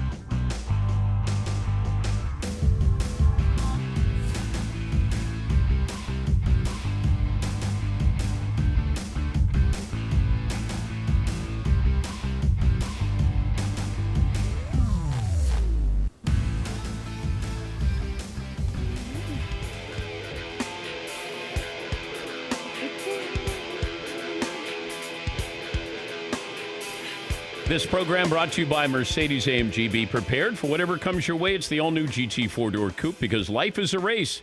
Visit your local dealership for a test drive today. If you missed any interviews this week or any week from the Mercedes-AMG Man Cave, go to the Dan Patrick Show app. Watch and listen from inside the Mercedes-AMG Man Cave. Mercedes-AMG driving performance. During the live look-in, I went in the back, brought the Danettes back there. I have my Airstream, It's an RV, and it's really a beautiful piece of art. It's that silver bubble type RV, and I bought it for my wife. This was years ago, just to go camping. And Fritzy, of course, spoiled the surprise on the air that day. That was one of the worst things ever. That's why I never want to tell you I a know, secret. you don't confide. Notice that. You haven't really confided in me in a long time. I haven't. But I'm thinking maybe a camping trip. You and your wife are going on a camping trip? No, you guys. Oh. We could go, and I'd stay in the RV, and I'd get Cabela's to get us a really nice tent. And one tent? A big one. Be a big one. It's not individual tents. Well, no. That's a nice How ring about to it. front row, back row tents? I could do that. Okay. Yes, Todd. Now they have restrooms inside tents now. No, they do not. That's pretty. No, advanced. the campgrounds are really good, and maybe you could just be one with nature. I could. Have you gone camping before? I have, but there was a 4th grade trip, and then there was a torrential downpour of rain, and our grill fell over, and it caused like a mini fire. It was kind of a disaster. We had to go into some kind of community college gym to sleep, and that wasn't much of a camping trip. I feel like we could have written that story for Todd, and it would have been exactly the same. Yeah. So, hey, can you imagine what would happen during Todd's camping trip? The grill would fall over and start a mini fire. Then they had to be evacuated to a Flashlights gym. weren't working. It was just darkness and damp and inside a gym of some school. I don't know what happened. We make the smooth segue to John Smoltz, the Hall of Famer MLB Network analyst. MLB Network will launch a new series on Monday at 7. The Sounds of Baseball. Vin Scully's featured as the first voice, the greatest calls and moments from his play-by-play broadcast. John, are you at the golf course? I am, but I got a camping story to tell you. Okay. All right. So it's not, woodsman camper type scenario. We had a 27-foot Condor as a kid, motorhome, and we would go camping in the Upper Peninsula, and we'd go, all over the place in it. And then we just detected that there was a short in the electrical system, and we all knew it, but we were out on our trip, and the rule was you had to have shoes on because the metal stairs and the metal handle, if you touched it without shoes, you were going to get, shocked. So we all knew it. I'm on the inside of the motorhome. Campfire's right outside. I decide I'm going to jump from inside with no shoes out, miss the step, but I grabbed the handle, and I'm getting fried, stuck to the handle, and my mom was behind me and kicked me off the handle out on the ground, and to this day, my mom thinks that's why my arm was the way it was. Wait, no proof of it. In a good way or a bad way? In a good way, yeah, in a good way. She thinks, that I developed a super arm or something when I was 12 years old. But yeah, we no longer had the motorhome after that. We had to get rid of it. But it was my fault for jumping out there without any shoes. And but in the long run, maybe maybe it did help my arm. Well, that's kind of like The Natural with Wonder Boy, the bat. Exactly. Yeah. Exactly. I do not advocate that for any young 12-year-old who's trying to throw 90. All right. Well, great to talk to you, John. We appreciate it. Thanks for joining us. All right. Give me something optimistic about this baseball season. Okay. The optimism is that they're going to play. All right. All the negotiations and all the bantering back and forth is part of the deal that they have to work out a million things. So once they get close to working out 10 things, you're going to have, in general, I think, an agreement, and then they'll play the season. Out of this season, I think you're going to see some things that will adjust for the future that will be a benefit. This is unprecedented times. These are tough decisions. There's no easy answer. Players are going to have to make adjustments. Owners are going to have to make adjustments.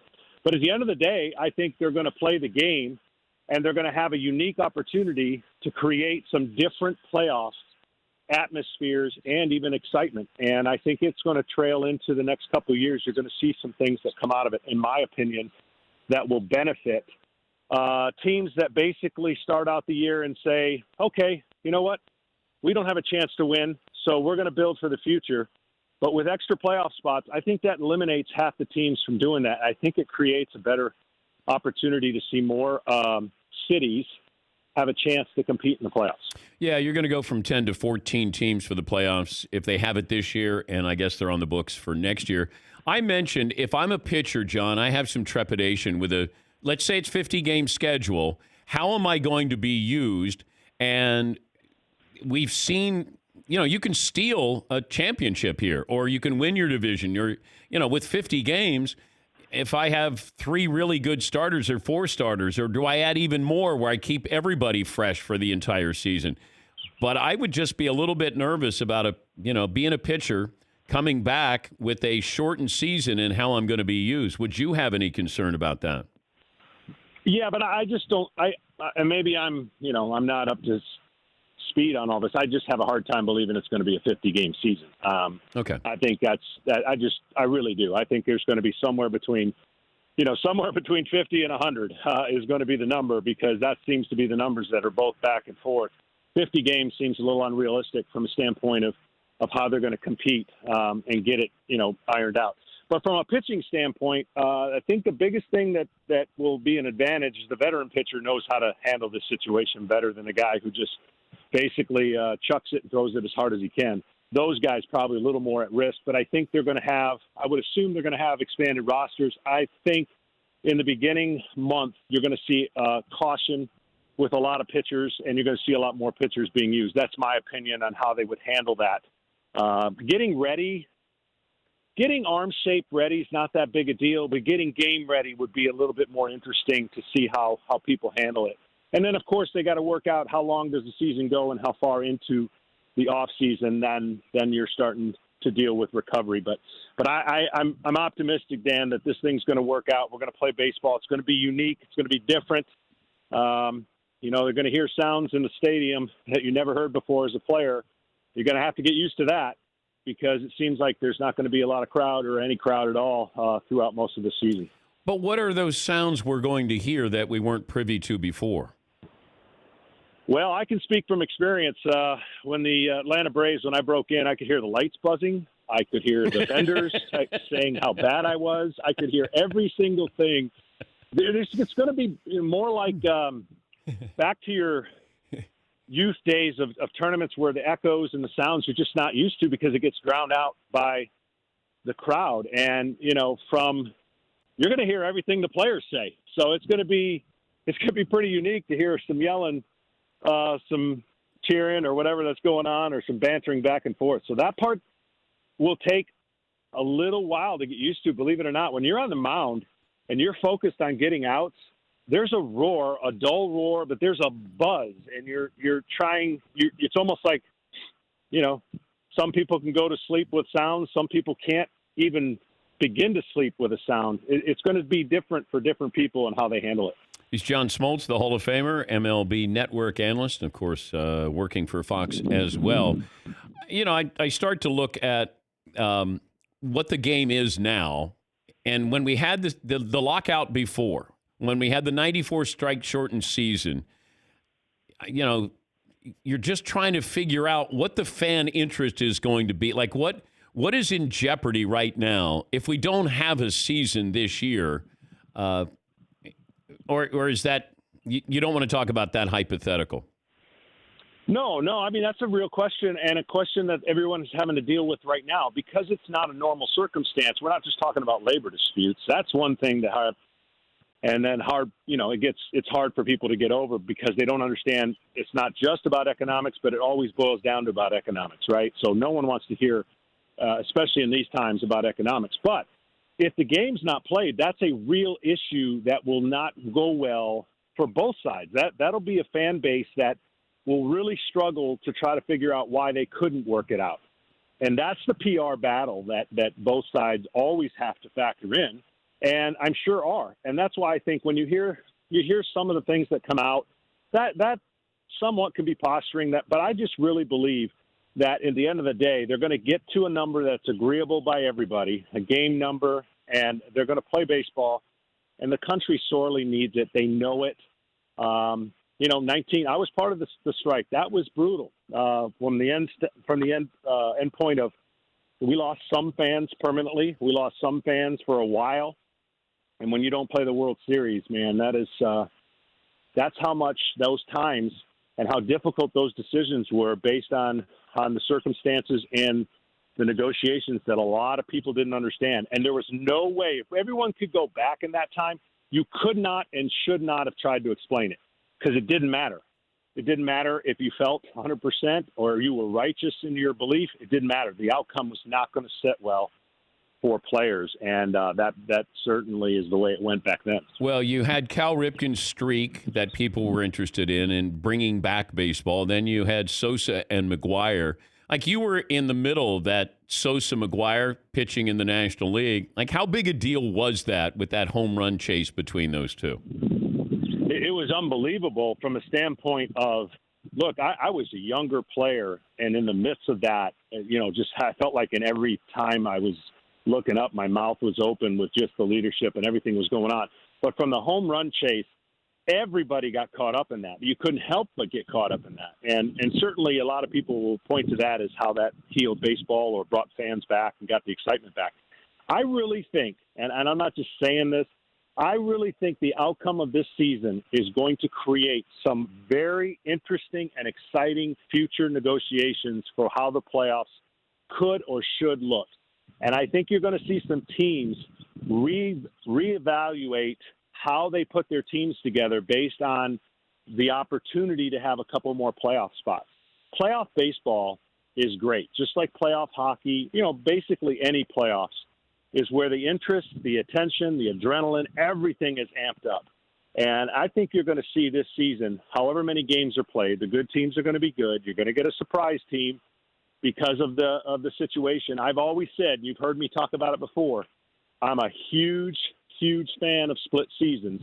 Don't need to go into all those details now about what that is and how it would look. But this is basically the version. This would be like a first half split season, because that's all the amount of games you're going to be able to play this year. And you're going to see some opportunities of teams that had no chance leaving spring training. The outlook was bad. 162 games, no way our roster can compete. But let's just say they do 81 or 82 games. Every team has a legitimate chance based on the schedule that they're going to play this year, with maybe minus 2 to 5% of the teams that are just not ready yet. Nice job by you not wanting to talk about McGwire and Sosa and giving up home runs perhaps during that. Did you give up home runs to those guys? No. No. I think I only gave up one to either one of them in my career, I think. You might want to have that fact check, but I think it was only one. At their peak, you got Sosa, McGwire. Who would you want to face? Well, Sosa was a little bit more of a wild swinger. They both swung and missed a lot. I would say Sosa only because his generated power was different than McGwire's generated power. McGwire looked like he could sit in a chair and flick it with those Popeye arms and just, out to Big Mac land. He was imposing. He sat up there and he wiggled that. It looked like a toothpick he had in his hands for a bat. Whereas Sosa, you just never want to see him hop. And if he hopped, you were in trouble, because usually that meant the ball was going, over the fence. But I had relatively good success against most guys that would swing and miss a lot. Obviously, Bonds was not one of those guys, because I gave up the most home runs to him. And so I don't even know why I brought that up. There's no reason to bring that up, because you didn't ask me about it. I know, but I was going to, because put the audience on the mound as you're facing Bonds, peak Bonds. What are you thinking? Pete Bonds, the strike zone looked like a coffee cup. His discipline was so unique, and somebody told me later. His eyes, when they did the test of his eyes, that he could track a baseball longer than most, which spoke to his discipline.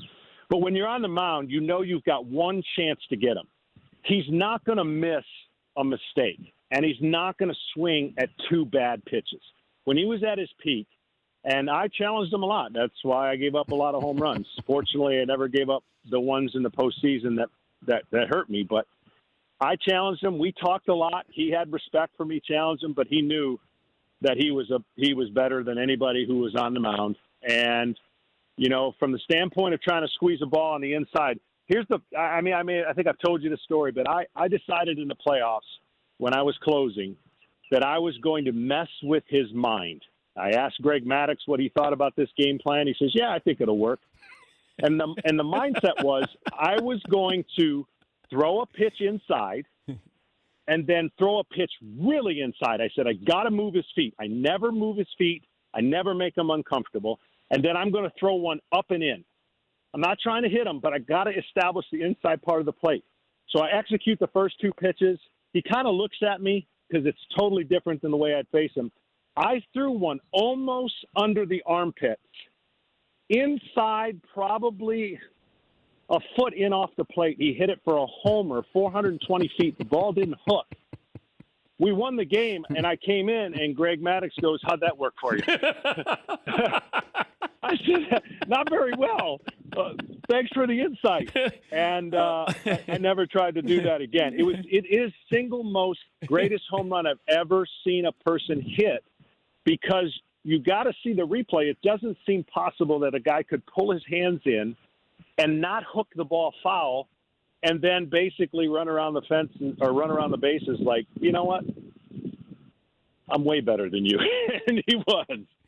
In your first season, 1988, you made 6 home starts for the Braves. The average attendance for those 6 home games was a generous 9,700 people. Yeah, no way either. I'm telling you, there was less than 5,000 in a lot of those games. They were counting season ticket holders. It was so difficult to not hear, and I was struggling with, concentrating anyways, because you're hearing all of these noises and literally Rag City, because we weren't very good. And thankfully, when we started getting good, the fans, you didn't hear the light buzzing. You didn't hear the beer salesman, the crackers, peanuts. It was unbelievable. And you're not going to hear those sounds because they won't be in the stands, but you're going to hear this weird, quiet, and echoing of the bat, the sound of the bat, hitting in the stands where nobody's going to be. It is going to be weird. And I don't know what it's going to be like for the broadcasters who are actually in the stadium to be able to broadcast the game. That too is going to be a unique challenge when you're used to all kinds of noise. Yeah, John, I used to go to those Braves games. I was working at CNN at the time, and we would start in left field because the sun would be on us in left. Then we would move to center, and then we would end up in right, just above Homer the Brave. And we could sit wherever we wanted to with the Braves. And you guys were a young team, and you could see that you were on the verge perhaps of something. But I just remember going to those Braves games, and it was basically we had the beer vendor just sit with us because there was nobody else to serve. We would just tell him, we'd just say, hey, just sit here, and then that way you don't have to walk around. But times have changed. My first couple years there, I went to a small comedy shop in Atlanta, and 80% of the jokes were about the Atlanta Braves.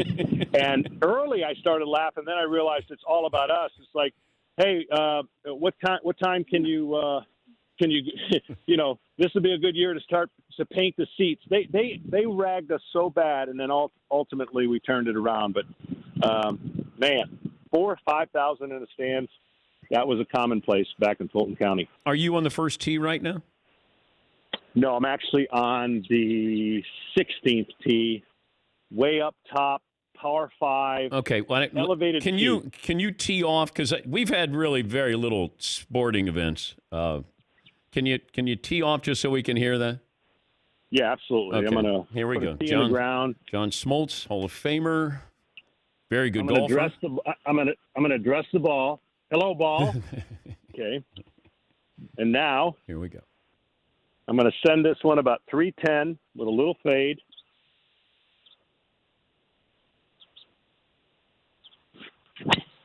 Ooh. Oh, that was good. Oh. That was really, really good. I'm going to take you at your word, John. Missed the bunker, middle of the fairway. I got about 220 in on a par 5. I'm going to check back in with you a little bit later on today to see how you're doing, John. Hey, always great. Okay. Thank you. Thanks for joining us, and we appreciate your time as always. My pleasure, Dan. That's John Smoltz, Hall of Famer. Take a break. We'll bring you our moment of the week right after this.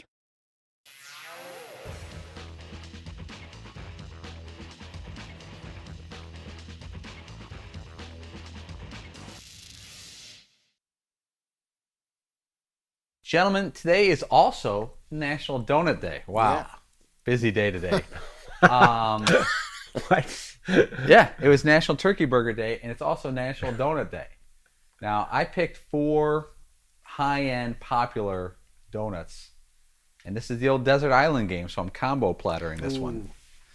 Jelly donut, a classic glazed donut, like a kind of a plain cake, blueberry glazed, or chocolate glazed. You could pick one. I need the one you want and the reason, and that's all you could have for the rest of your life. That's the only type of donut you could have, Dan. Would you like to go first or last? I'll go last. Andrew, you're going to go first. I'm a little disappointed there's no Boston cream in there. Again, I understand that, but we're going to go with what's on the screen. Yeah, and I've never even heard of a blueberry glaze. I'm going to go with the plain one in the top right corner because I'm not a jelly donut guy. The chocolate one, I'm not a huge chocolate guy. I like a glaze, especially a Krispy Kreme glaze. Oh, well thought out. And Fritzy, I'm going to go with that chocolate, the devil's food looking number in the bottom right. I think that's fantastic. That's mine. Well said. I'm going to go. I'm with Todd. I think I'm going with the chocolate. It never fails you, chocolate. Chocolate is like your bro, just reliable. It'll get you to the end. Seton?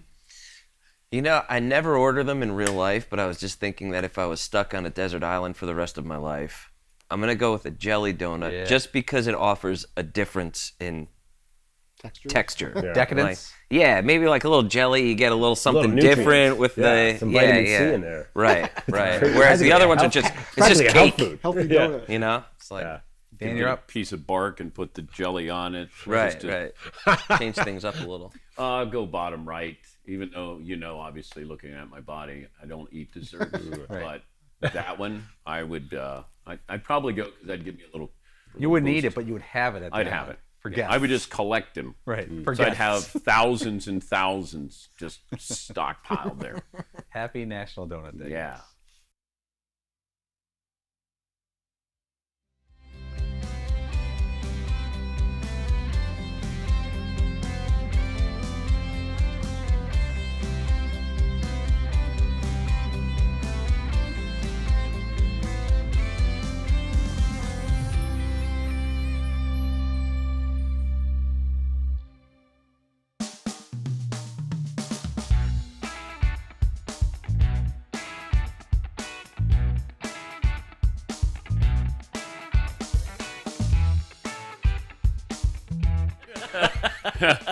All right. Now that we know our favorite donuts, I have a Danimation that I want to bring to your attention. That might have to give me a little volume there, Paul. Oh, sure. Yeah. And here we go.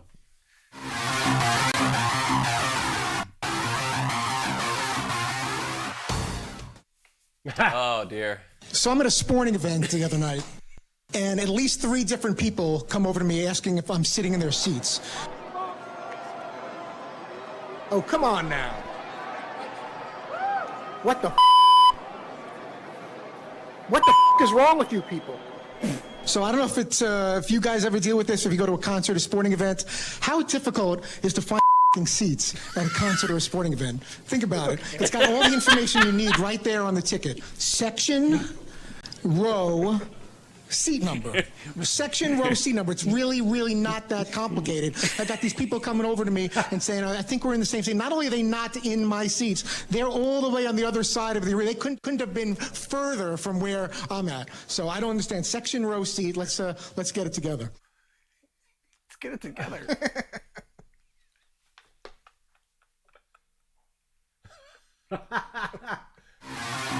Yeah, very good. The wide shot of the audience. Oh, you spit up your drink there. It's like he was there. That was pretty realistic. So I don't know. There was like a bachelorette party. Let's get it together, people. Read your seat. Yeah, a bachelorette ticket party numbers. where they're excited and they're having fun. Yeah, let's go to the comedy show. But also, there were F-bombs. It's like a public service announcement.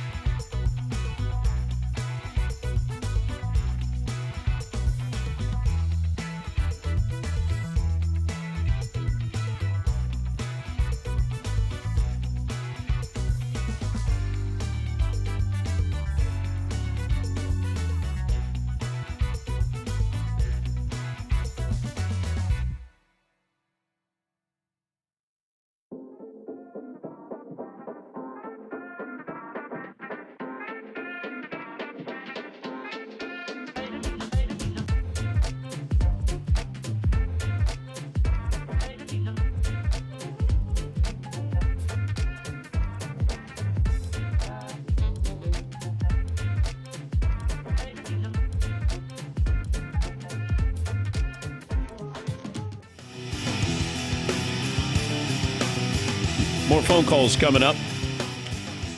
What do we have? Fajitas on the Traeger? Steak fajitas and I think chicken fajitas. Ooh, that's nice. The peppers and onions have been marinating all morning. Ooh, like it.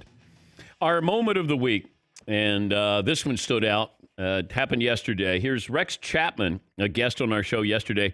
He talked about the time when Michael Jordan called him and tried to recruit him. When Rex was in high school, Michael wanted to get him to go to North Carolina. Michael called me in high school for Dean to go to Carolina. He was probably first or second year player in the league. And that was cool and everything. But then we had the same agent forever, David Falk. Wait. So Jordan calls you. You're a senior in high school. Yeah, junior. A junior in high school. Yeah. And he says, well, how does that? So mom picks up the phone and goes, No. Better. It's even better. Back in the day, there's only a landline, in your house. And me and my sister, she's a year younger. The phone was a whole big deal. And every time recruiters called, the rule for my sister Jenny was Jenny had to get off the phone if a recruiter called in. So she hated me and hated the whole thing. And Dean had told me Michael was going to be calling, and I was home, but the phone rang. I guess she was on the phone, and she clicks over and says hello, and he says, "Hi, this is Michael Jordan. Can I talk to Rex?" And she hung up on him.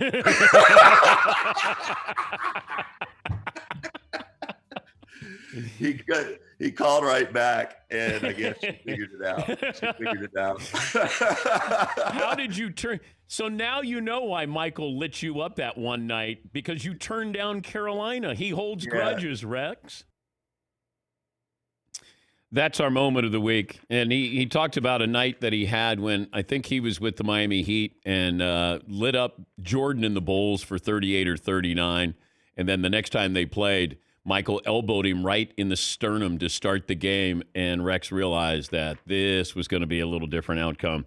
That's our moment of the week. By the way, Rex said that he was on the verge of being traded to the Bulls right before the All-Star break. This is when Jordan was playing baseball. Rex dislocates his ankle. The trade never goes through. He goes back to Washington, and then he was going to be traded for Ron Harper. Harper stays. Harper wins a couple of championships with Michael Jordan.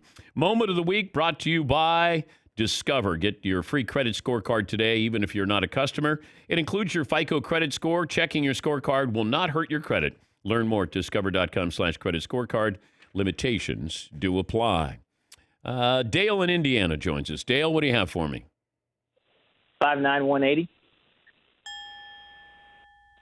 I heard you guys talking about camping earlier in the last segment, and I'm actually taking myself, my wife, and my 3 boys, ages 4, 8, and 9, this weekend. Nice. And I was hoping to go around the room to see what is the one item that everyone would take. Not essentials, like a tent, a chair, a grill, sleeping bags. What's everyone taking? Help me out to make this a good weekend. All right, we got about 20 seconds. Good luck with that, Dale. Fritzy, what would you take? Outside of a lot of toilet paper, I'd take a football. Have a little All football right. cap. Seton? Bourbon. Yeah. McLovin? A generator. Paulie? Beer. Yeah. Lots of beer. I would too. All right, final hour coming up. More phone calls as well. Seton, Paulie, Fritzy, McLovin, yours truly. You've been listening to The Dan Patrick Show.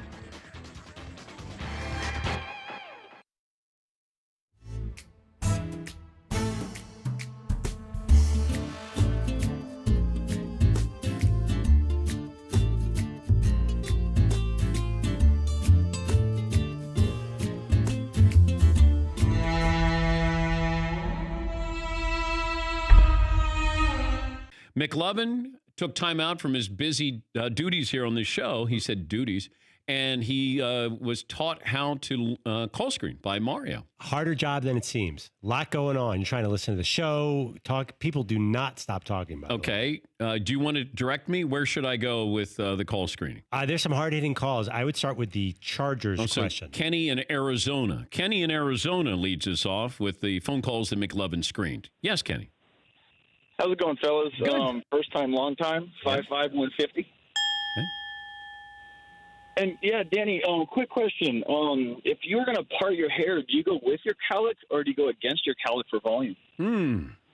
That was not what Kenny pitched. See? Kenny, he crossed you up. A little bait and switch there, McLovin. Thank you, Kenny. Thank you for the phone call.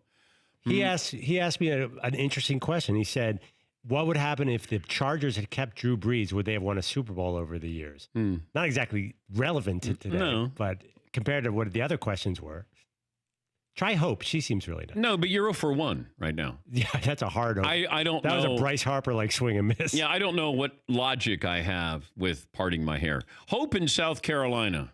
Hi, Hope. What do you have for me today? Hey, Dan. Hey, Danette.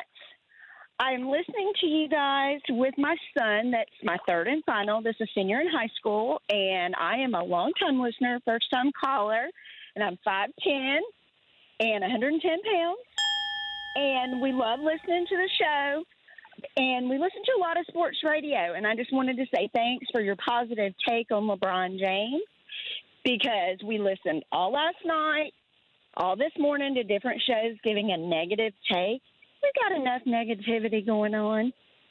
We can be positive to the kids about a guy that's just having fun with kids, doing the right thing, doing a Taco Tuesday. All right. Well, thank you, Hope. And I'm glad that you listen to the show and you appreciate the show. Yeah, see, adding a little positivity to the show with Hope from Charleston. I love that. Got to have hope. Yes, Paul. Classic new call screener move to say something positive about the host early. Those go away after you call screen for a while. Okay. Now, was I supposed to tell people, like, don't say hi to Dan, that kind of thing? Like, I've heard that. Don't ask him how he's doing.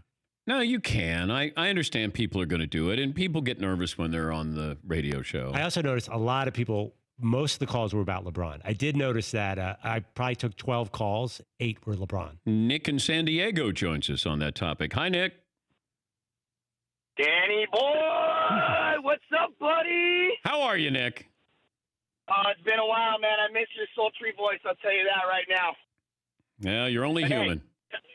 Time to hit the hard-hitting questions here, Danny. You ready? If you had 1 hour, how many hot dogs do you think you could eat? None. If you were eating meat, buddy, come on. I could probably eat 2 or 3. Thank you, Nick. McLovin, you did a great job in screening the calls. These people are killing me. I got missed. He had such a such a sensible, insightful question on LeBron. Mario is laughing in the back at you. Well, at least I wouldn't miss a last-second shot in the AAUA semifinal. Okay, all right. James in Milwaukee. Hi, James. What's your topic today? Yeah, my question was actually for Paulie. Okay, Paulie. of all of your college T-shirts, which one's your favorite? Nobody stayed on the topic that they said they were going to talk about. Even I don't care about that question. Yeah. All right. Thank you, James. Am I one and done? That's then? great. Yes, you're one and dumb. Yeah. Well done, McLovin. Everyone call it, by the way, half the people go, is this McMuffin? So I already knew I was in trouble.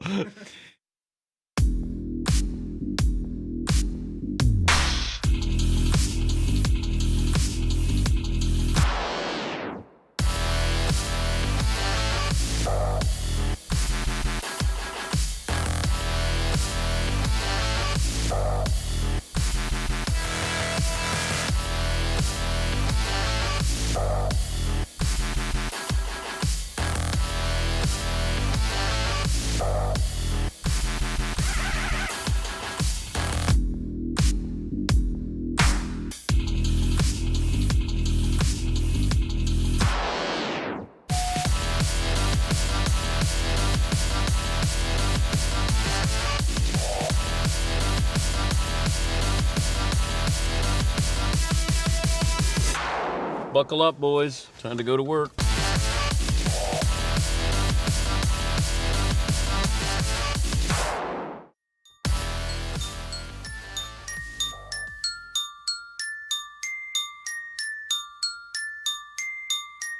Dan Patrick. Bringing you the best in sports talk. I really appreciate your guys' sports talk radio when it comes to this stuff. The best in interviews. Adrian Wojnarowski. You're going to watch. I'm going to watch. This is the Dan Patrick Show. Rod Walker, sports columnist for the Times-Picayune. Michael Thomas, Malcolm Jenkins, How do you recover from that if you're Drew Brees? I think the players may accept him quicker than the fans will, just because the players, at least they'll get a chance to be around him every day and they'll see if he's genuine and if they believe in him or not. Fans only see Drew Brees on Sundays, so for them, it'll take some time for them to get back on the Drew Brees train. Broadcasting from the Mercedes Man Cave, this is Dan Patrick.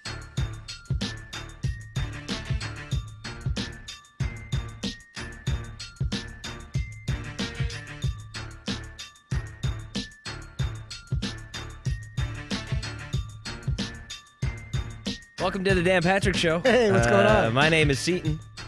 Joined as always is Todd Fritz and Andrew Perloff. Good to be Paul here. Paps currently out of his chair. He's gone looking for Dan, as a matter of fact, as I think Dan may have forgotten that we are currently doing hour 3. Hey, there he is. Hey, buddy. Hey. What's going on over there? What are you guys doing today? Hanging out. Paul's been running around looking for you. He's trying to see maybe where you were. Hey. Yeah, I was just kind of walking around. Yeah. Looking at myself in the mirror. God, I look good today. Yeah. Yeah, Paul. I was slightly worried there for the last 10 seconds because I looked in the usual spots where you may be hiding out moments before we come back from air. When I didn't see you, I got a little worried. Okay. And I don't worry about anything.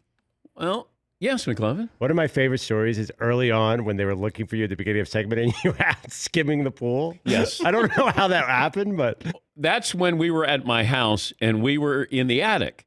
And I just had to get out of the attic periodically just to kind of clear my head. And I went downstairs and I would skim the pool because it just took my mind off things for a little bit. And all of a sudden, I lost track of time and I'm just, pool looking good here. And next thing I know, I walk in. I got to walk up 3 flights all the way to the attic, and I'm hearing, "We're on the air!" Come on. And then I walk in, and you could just see these guys, this panic look on their faces. What are you doing? Yeah, I'm just in the back. I'm cleaning up. I'm hanging up some of my shirts, looking myself in the mirror, make sure my hair is good. And then I walk out, and I hear the bells, and I go, man, they probably ran the bells a little early there. Maybe somebody made a mistake there.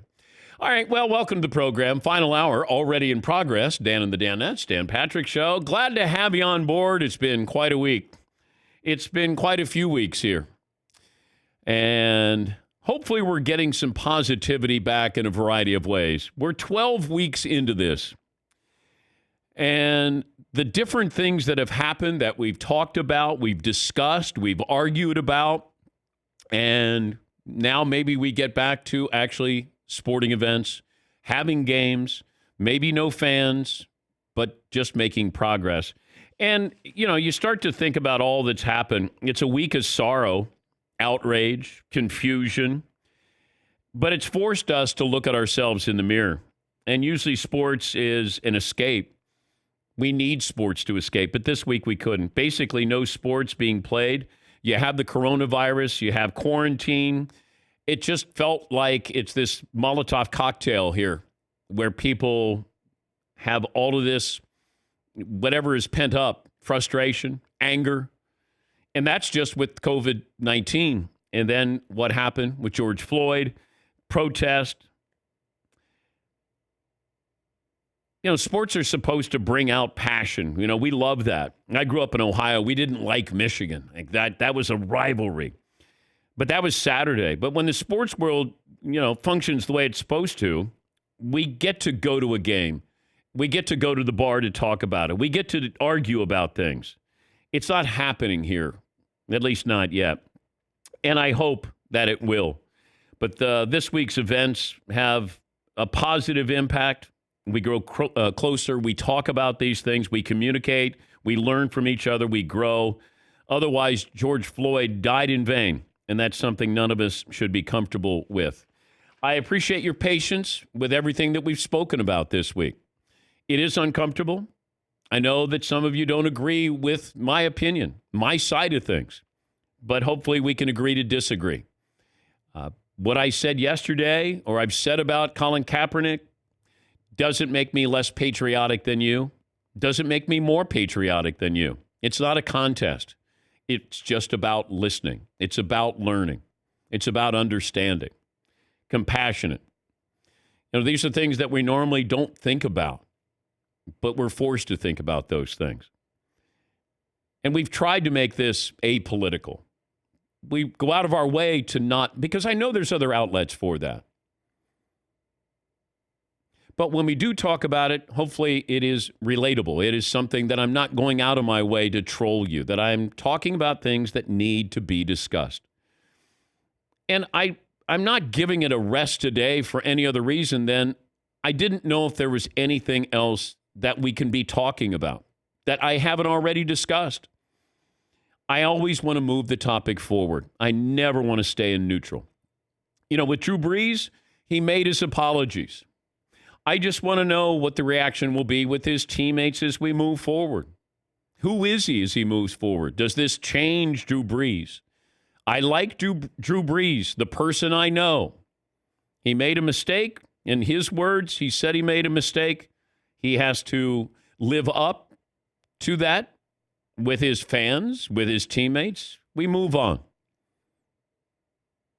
We make mistakes.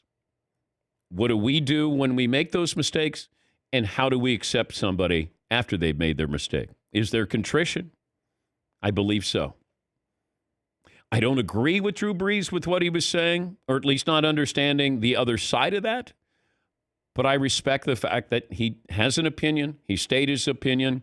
And if he realizes that he made a mistake on his opinion, then great.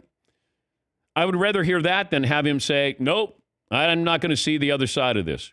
The timing of it surprised me. We had moved past this issue. Now that issue is going to be front and center in the NFL. And there's no Colin Kaepernick, but this will be on the sidelines this year because you're going to have players who are going to kneel.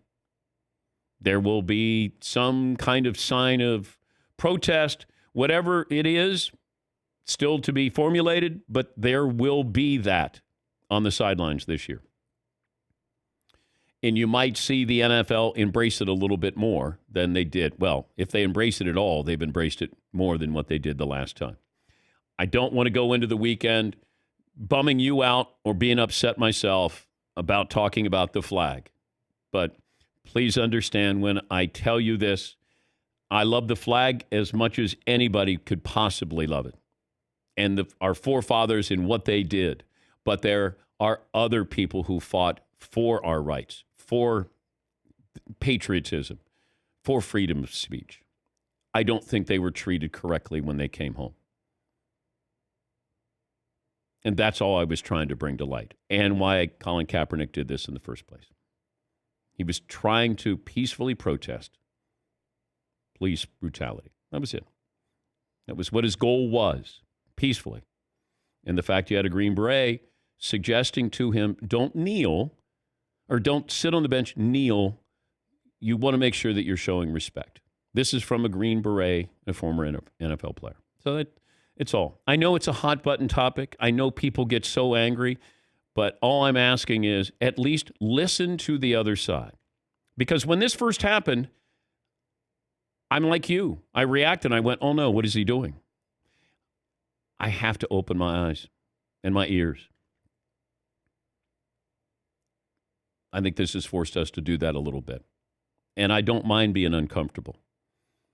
And I think we should all be a little uncomfortable because it gets us out of our comfort zone. So that's it. But I do appreciate the opportunity to do this, that you listen. And I know there's been negative feedback.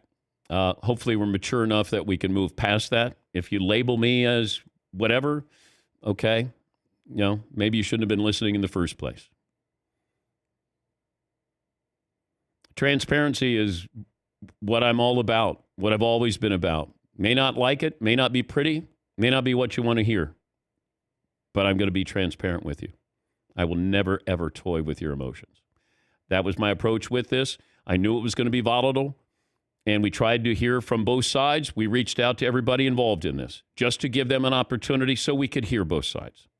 I don't have all the answers, don't profess to have all the answers, but I am just as much in love with the flag and what it represents, can represent, should represent, but I have to understand the other side of those people, the African American community. The flag represents something different to them, and I have to acknowledge that.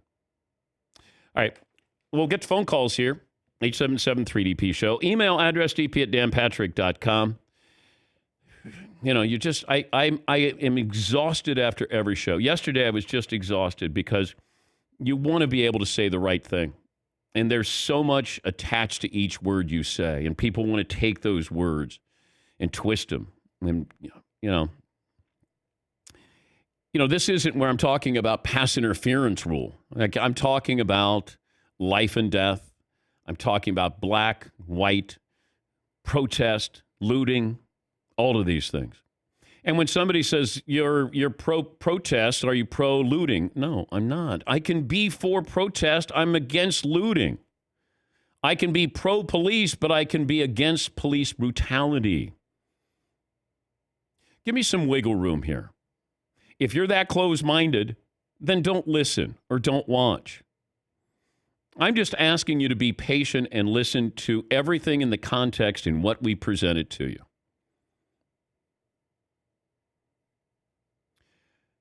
McLevin, what's our poll question today? You know, I've probably struggled with segues and transitions more than any other time in my career where you go, okay, I'm done with my thoughts. How do I get out of this? Well, this isn't going to help you. Do you make your bed every day? 65% say yes. Sorry, Levitard. This is Levitard inspired, but yeah, 65% because there's a news hook because NBA players may not have maids in the hotel they're staying in and they'll have to make their own bed. Oh, my goodness. Make their own bed. Just, you know what? Just put the sheets there and you make your own bed. What's the big deal? Yeah, McLevin. They're all going to be in the same hotel. Is that lobby going to be open? And would that be the coolest hotel lobby in the history of the world? Well, it's not going to be open to us. I know, but if you're an NBA player, like they could, after they come home and they all like Damian Lillard's at one table, Giannis is another. It'd be the most incredible hotel. It would be. It would be wonderful. But we're not going to be in there. The media is not going to be able to be in there either. They're going to be like, man, this is great. We don't have anybody spying on us, ratting on us, writing about us. Yeah, Paul. What if, though, they cleared out that hotel just for the NBA players and staff, but a couple civilians had rooms booked and they just can't move them? Like Bill and Nancy from Tulsa are down there, and in the room to their left is Paul George, and the room to the right is Kawhi Leonard, and they're just going there with their fanny packs walking around. And what if they didn't know what was going on? It'd be like, wow, there are a lot of tall guests here this week. Well, the tank tops. Do you remember when I went to Disney World that time with my family?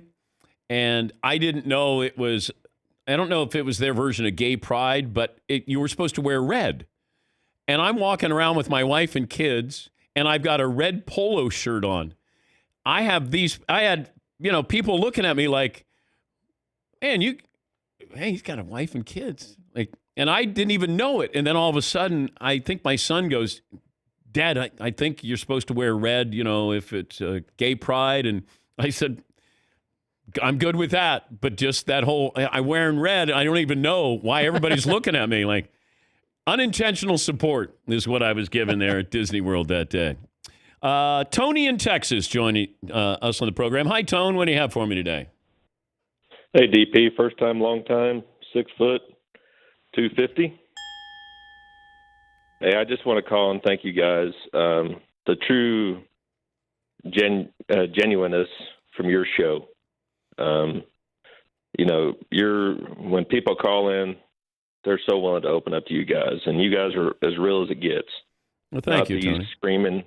Not these screaming idiots that just want to hear themselves think, Well, that's just not my personality, and if these guys are successful and good for them, I don't begrudge anybody in this business. If you're able to get an audience, I applaud you. It's just not how we approach it. It's not our personalities. It'll never be my personality. And I've had people who I work for to say, hey, you got to be talking about, the trending topics. Well, I talk about the trending topics if I feel we can embrace them and it means something to you. But just to go, I haven't talked about Dak Prescott's contract in a while because there's nothing to talk about with Dak Prescott's contract. It's What are the relatable sports topics? That's always been our approach. And if it's pop culture, if it's music, if it's having fun, God, we all want to have fun. We all want to laugh. We've gone through sort of the gamut, the spectrum of emotions here. And, you know, we go into every single day. These are topics we have to discuss. This is a guest we need to have on. But that doesn't mean you still can't go, let me take a 20-second timeout just to laugh. That's all. Because this is personal. You let me into your car. You let us into your home, watching on TV. We let you into the man cave. It's personal. And I approach it that way. You're not just faceless, nameless. I feel like there is a connection. That's our goal, one-on-one connection with every single one of you. We all have people we don't get along with, but we still love them. And that's the approach. Garrett in Florida joins us. Hey, Garrett. Hey, Dan. 6'1", 235. Yeah, I was just listening in and just wanted to say thanks to you guys. You guys are modeling a perspective of humility to bring in, and I appreciate that. So I just wanted to call and say thanks. Thank you, Garrett. I appreciate that. I always believe you're a reflection of your audience. And when I have people who call in, or if they email or they tweet, you're a reflection of who we are, because that's who we're attracting. And I've always been very proud of this audience. You know, the diehard fans in Chat Row, the core audience in Chat Row, look, they may not agree, they may take shots, but they're there every single day. And that's what I love about the relationship. It's give and take. I don't expect you to listen and agree with everything I say. I mean, I'd like for you to agree a little bit more with what I say, but, you know, it's reciprocated. And the one thing that I will miss more than anything when I stop doing this is that back and forth, knowing that I've affected you. And not out of being malicious or salacious. It's just I've affected you with an interview we had or a personal experience. Just making that drive to work a little bit better. Or you're sitting at home. The number of people who have been home can't go to work. People who have had surgeries, they're rehabbing at home. And you hear from these people. Man, you can't ask for anything more than that. It's the best compliment I can ever get is when you say you listen or watch this show, because that's what we set out to do, to create something that you have appointment listening or viewing every day. And it will be the one major thing I'll miss out of this. I mean, I'll miss the Danettes, but I'll miss you guys, the fans, more. Are you pulling the plug? No. Oh. I got a few more years. Oh. No. Are you kidding me? If I came in and said, hey, that's it, how do you think Fritzy would, would not go well. What would Fritzy do? If I came in on Monday and said, that's it, guys. I'm moving to Italy, my wife and I'm checking out. What would you do the next day? Yeah, see. I think you have it wrong. Oh. I don't agree. Okay. Because Todd is this eternal optimist. So he would be like, I think it's an exciting opportunity to explore new things. It's great. It's been a great run. It's been great. I think But when he got home, Andrew is the guy that's going to be like, what are you talking about? The 30 seconds where you were missing at the beginning of this segment, Oh, yeah. I almost had a full-on panic attack. Yeah, get I was used to that. I can't breathe. can't Where's leave it? I can't breathe. Where's it? Where's it? I think Todd would panic. When he got home, you would... my initial reaction would certainly be something that would be very high blood pressure related. Yes. Yeah, Paulie. I'd be fine. I would probably just go with you to Italy and just hang in the next room. And if you ever needed some stories to go with the family, you run out of content, I'd write some material. Paulie would have a rundown for me every day. You got to have lunch and maybe work in a nap and then go to the pool. I would help to keep things smooth. What kind of guests do you want me to book to come over here? Prosciutto? You want prosciutto, not prosciutto? Yeah. Mozzarella. I'm fine with that. Yes, McLovin. I mean, we're probably all going to have this silly text chain going forever, right? I imagine, like, ridiculous jokes. You think when's the show? Because, by the way, there's very little show. I don't even respond to the text chain now. Like, I don't even respond now. And it's about, like, hey, what do you guys want to do tomorrow? Seton doesn't respond. You're not very good at responding. Paulie always responds. Fritzy responds too much. You don't like those lengthy 11-page texts? No, I do not. You don't. No, I do not. Can we have a separate one for Todd's guest ideas and one that's fun? That seems Back to the fun one. I do tend to harass you guys unintentionally. We got a few more years here of doing this. Can there be a cutoff at night, at like maybe 10:30 p.m., barring an emergency? Like that you can't do to me. Like 11:17 p.m., should we have Chris Mannix on tomorrow without an emergency? There's got to be a sleeping Paul cutoff. doesn't like it. At 1 o'clock in the morning, I send you guys a note saying, by the way, John Smoltz Zoom, he's doing a phoner. Yeah. But I couldn't wait till the next day. I had to let you know like at 1:30 in the morning. Yeah, that's actually because a then I phone. wake up in the middle of the night and then I see, you got a message and I go, okay. It must be breaking news or God, someone. And then something you'll happened. go, Smoltz won't be on Zoom. He'll be on phone. I go, What do you think about Wilbon for next Wednesday? yes, he. There's the ones that get me are the text that says sent you an email.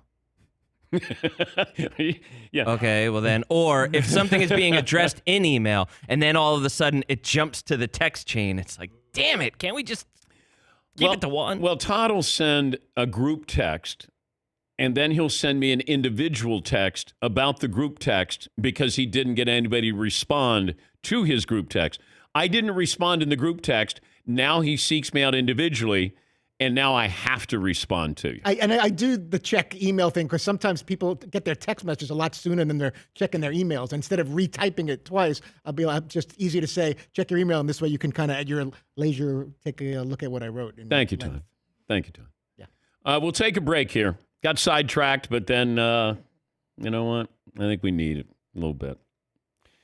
All right, 877-3DP show, email address dp@danpatrick.com. It's 22 after the hour. We'll take your phone calls for the final 40 minutes of the show. Let's just talk. You got something to say? You want to talk? Come on. Love to hear from you. We'll take a break back after this in the Dan Patrick Show. Callaway did it. Callaway's got so many great products. Like, there's no excuse for my game to not be good, but I got the Chrome Soft, which I have a friend who plays Titleist. And I said to him, try the Chrome Soft. And then all of a sudden, I basically said to my friend, either try the Chrome Soft or find a new friend. Wow. Yeah. And he started using the Chrome Soft. And he goes, how long have you had, like I'm hiding these golf balls from him. I said, I play these golf balls all the time. But he's caught up. And look, Titleist is a wonderful brand. But the Chrome Soft, what they've done, U.S.-based golf facility, Callaway knows that this is a great ball. It's a tour ball. You got the pros use it. Phil Mickelson, Xander Schauffele, they rely on it. It's the 2020 Chrome Soft. They have the Chrome Soft X, both available. They have the alignment. It helps your putting on it. It's great. From tee to green, they got you covered.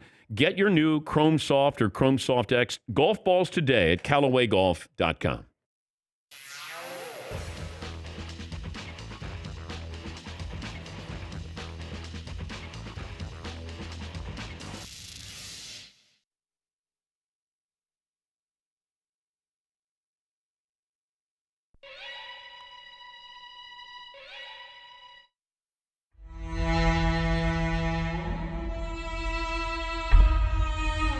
George Gervin was on the show a couple of years ago, and I said, who was the guy that you saw that game and you knew you couldn't wait to get to the arena because that guy was guarding you? And he said, Kevin Greavy. And he said it in a way, he goes, Kevin Greavy. Like he knew he was putting up 40 on Kevin Greavy. Who was the guy that you knew you were going to have you couldn't wait to face? I will tell you this. I hated Kevin McHale because he's the best player I ever played against. He's the one guy who was so much bigger than me with his long arms and his great moves. I had a difficult time guarding him. And then on the other end, he was so long. He was so long. It was tough for me to get my shot off if I had to face him up. But who was easy? Who was the guy you went, I'm putting up a big number tonight? You know, Dan, I'll be honest with you, I ain't going to lie. I felt like that against everybody. But I'll tell you the one guy I hated. The one guy who kicked my butt all the time was Popeye Jones. I used to hate that dude. And I have no idea why. I have no idea why, because he wasn't very athletic. But for some reason, he knew all the little tricks, and he drove me crazy when I played against him. Like he kicked my butt more probably than any player that I played against. Well, you probably wanted Bird to guard you, didn't you? Oh, Larry Bird didn't want any of this. Come on, brother. Hey, he's Larry Legend, but not on the defensive end. You probably didn't want any piece of that with his offense, though. He was great. But like I say, in my day, I mean, it was a challenge to play against him. I mean, nobody's going to stop a great player. Yeah. But listen, I'd rather play against him than Kevin McHale. Because Kevin was just so much bigger than me with those long guns. And Kevin, to this day, other than Tim Duncan, had the best low post moves of any power forward to ever play the game. It was a lot easier for me to guard Larry Bird because they had to set picks and things for him. I mean, because he would never stop moving. But he wasn't, Larry, as great as he was, now he wasn't one of those guys say, hey, here's the ball, score. And those are the guys that's a nightmare. Like James Harden, you're like, hey, here's the ball, score. And everybody know he's going to get it, and he still can score, get a good shot. But Larry wasn't like that. He'd be moving all around. You turn your head for a second, and he's over there in that corner. He done ran off 2 picks off McHale and Parrish picks, and he's in the other corner. You turned your head for a split second. He reminded me of Reggie Miller, who never stopped moving, Ray Allen, Klay Thompson's like that, guys who never stop moving. Those are the tough guys because, they always say you're supposed to keep one eye on your man in the ball. I'm like, well, first of all, that's not possible all the time. You got to turn your head for a split second. When you look around, your man's in the other corner. It's not a comfortable feeling. All right, your favorite time of the day. Scoreboard. Joe in Pennsylvania is our winner, 77-41. Oh. And the clue. Well, okay, wait. Do the clue? Not without I don't a clue? know. Do you need clues? Birthdays of Lyle Alzado and Rob Lytle. I got it. 77, since 97% of yours are baseball between 1960 and 1980. That's something to do with the Yankees. Wow. 41, Alvin Kamara made a big statement yesterday. He did. 1977, what is the year before I was born? Okay. 41, my current age. Yeah, Boom, nailed it. Oh, Nailed it, winner. Okay, we're all done here. 77 has to do with... Can't rip them now. 77. Can't what? Can't rip them now. Oh. Like Rip City. That would be my Blazers. Blazers win the NBA championship, beat the Sixers 4-2, June 5th, 1977. They lost first 2, won the next 4. You don't have to tell us the date. Second, that's right. We're going to be late for this segment. All right, celebrate with a spa day, number 41. Celebrate with a spa day. Tongue in cheek, celebrate with a spa day. Spawn. That's what I thought. Tongue in cheek. You're definitely going to be late for this segment too, Dan. On this date in 1941, Robert Kraft was born. Oh.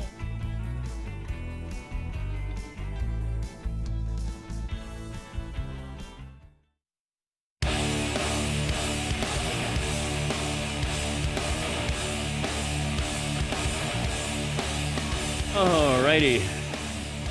Todd's scoreboard challenge is pathetic.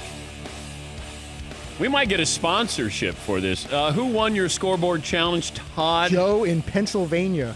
Just got this. It's a tweet that Fritzy got, and he passed it on to me. Section row seat T-shirts, almost out of stock, only 2 left. They're both size small. Please, can I get the store restocked? I need an XL. Okay, so that's from...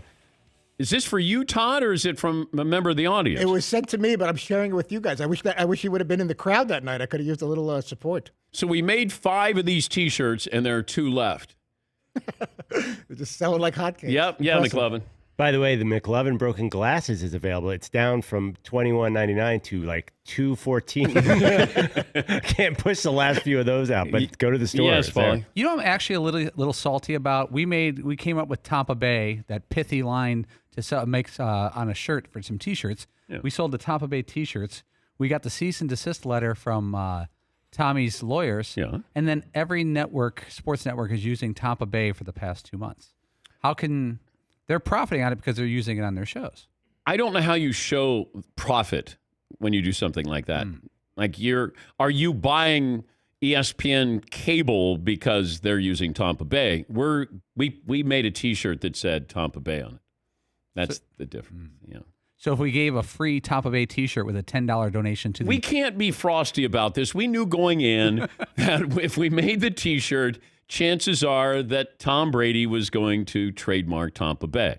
And I said at the time, well, let's use it, let's do it until he trademarks it. And then we heard from a very, very powerful law firm, and then it was time to stop.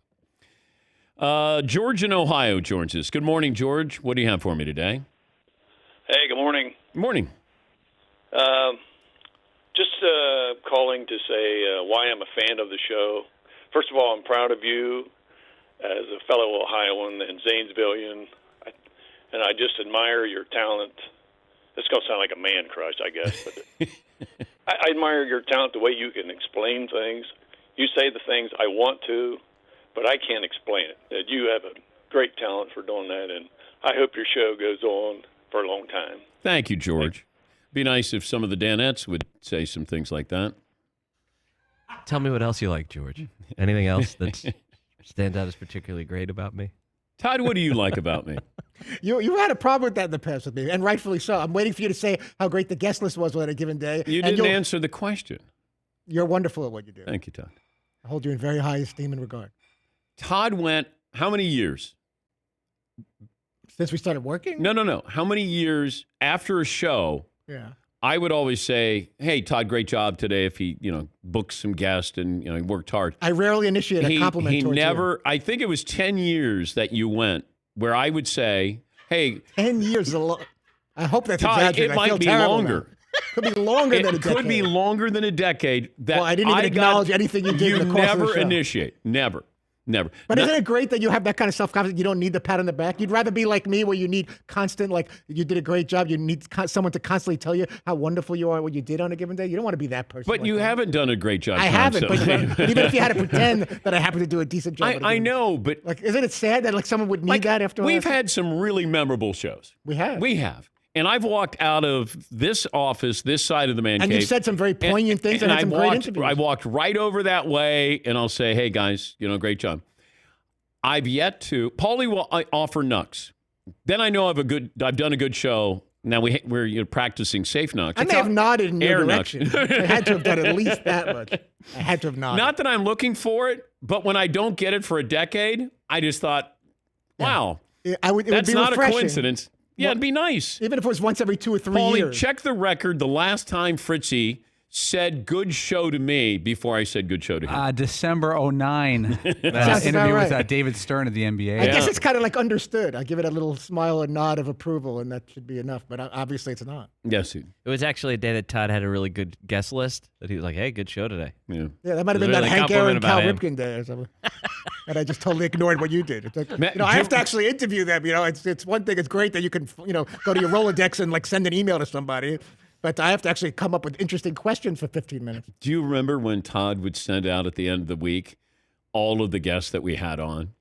So then I could reiterate. I still want to do that every Friday. No. But since you've made fun of it, there's no chance I'm going to do that. Some Fridays more than others. Yeah. How about not on Monday? Yeah. Yeah, this week I wasn't going to do that. You're not sending that one out this week, are you? Yeah. Thank you, Todd. Well, Monday we didn't have any guests, and Wednesday one of our guests canceled because we had to chase an NBA store. So nothing against our friend. Why didn't Jeff you put Weissman. together the list for this week here? It won't take long. It won't take long.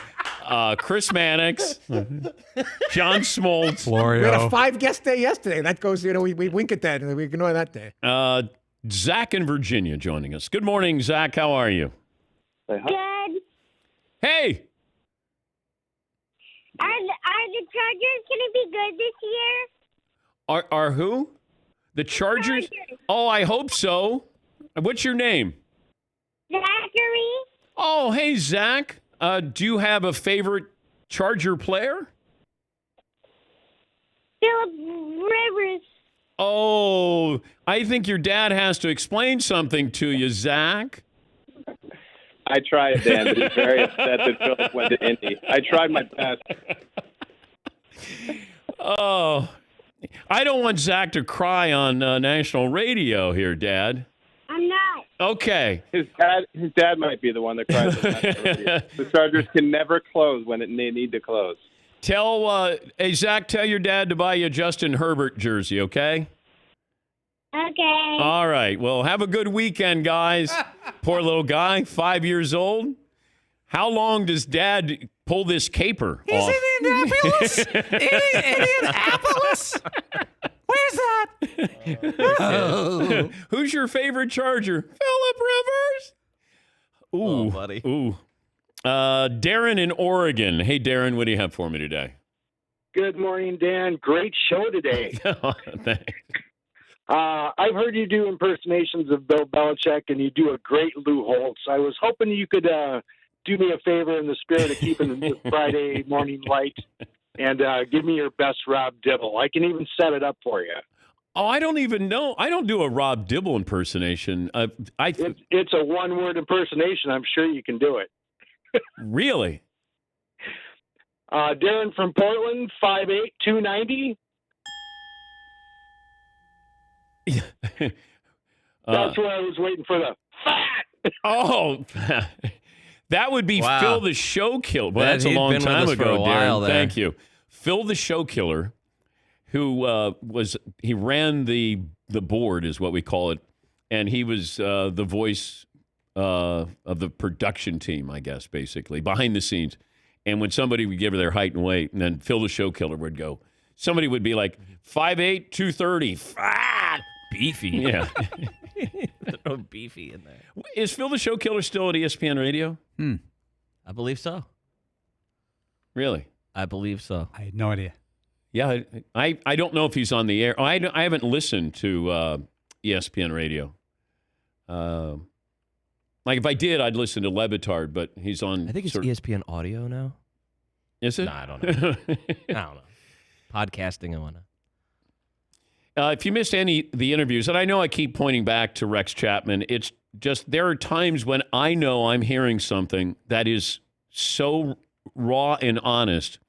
Because when people come on, you know, they're trying to have fun, engage, tell you a story or two, whatever it might be. But Rex Chapman, you know, he was emotional and he was losing his thought, and you know, then he came with funny stories, and that is as true of a conversation as I can possibly provide. And my job mostly is get out of the way. When you have something, get out of the way. And if you get a chance to listen to Rex, and you might not be familiar with Rex, but he was a great basketball player at Kentucky and certainly had a really good career in the NBA. And he's gone through an awful lot. And you know, probably made me reach out even more to him because then, you know, everything gets stripped away. He's just a person. He's not Rex Chapman. He's just Rex. And that's when I think people need friends. When you're a star, you know, we love people. Hey, that guy's, you know, he's All-American. He's All-Pro. He's Hall of Famer. Everybody wants to be friends with the lead singer of the band. And there's nothing wrong with being friends with a guitar tech. And that's what happens with some of these athletes when they're all said and done. And everybody moves on, and they're just regular people. And Rex is just a regular person who's gone through a lot, and he did it publicly. And it broke my heart watching that video where he's hopped up on opiates, and he's stealing from a store and caught on surveillance camera. But it's raw, and that's what I love about it. There are times when you get those interviews when somebody is on the show and they drop that facade. You know, they pull back the curtain and they just talk, and they give you something that's real. And that's what that was. And that's why I think it resonated with people. We'll take a break. Is the Traeger fired up, ready to go? Because I'm hungry. Ready. I could use a beer, too. You could do that, too. Yeah, no, but I can't. I got to wait 20 minutes. Maybe 19 minutes. Not really. You're the host. Yeah. I think there's like an FCC rule that if you're drinking on air, you have to be forthcoming with your audience. It's not illegal or unethical to drink on the air in a role like this. You're not a newscaster right now, but you would have to alert people. Like the Howard Stern show has done shows where they drink. I think there's an FCC rule that you would have to alert the listener if you were having beer. Well, we're going to have Wright Thompson on, the great ESPN writer. He wrote the book on Pappy Van Winkle, that bourbon. And he said when he's coming in, he's bringing in a bottle. As long as I say I'm drinking Pappy Van Winkle. Let me double check this. Yeah. But I'm pretty sure that you have to ethically alert the audience if you're having something on the air. People used to think that we drank before we went on SportsCenter because we were having so much fun. And they were right. We were hammered. Actually, we would go to barbecues. I remember in the afternoon, because I worked late at night, and people would be drinking beers, and I couldn't have any because I never wanted somebody to see me drinking a beer, and then I'd go into work, and I'd be on national TV. But people would be like, do you guys drink before you go on the air? And I'd be like, no. After the show, we do. Not before. All righty. Let me take a break here. All right? Take a break here. Come back. Last call for phone calls. Close up shop here in this Friday edition Dan Patrick Show.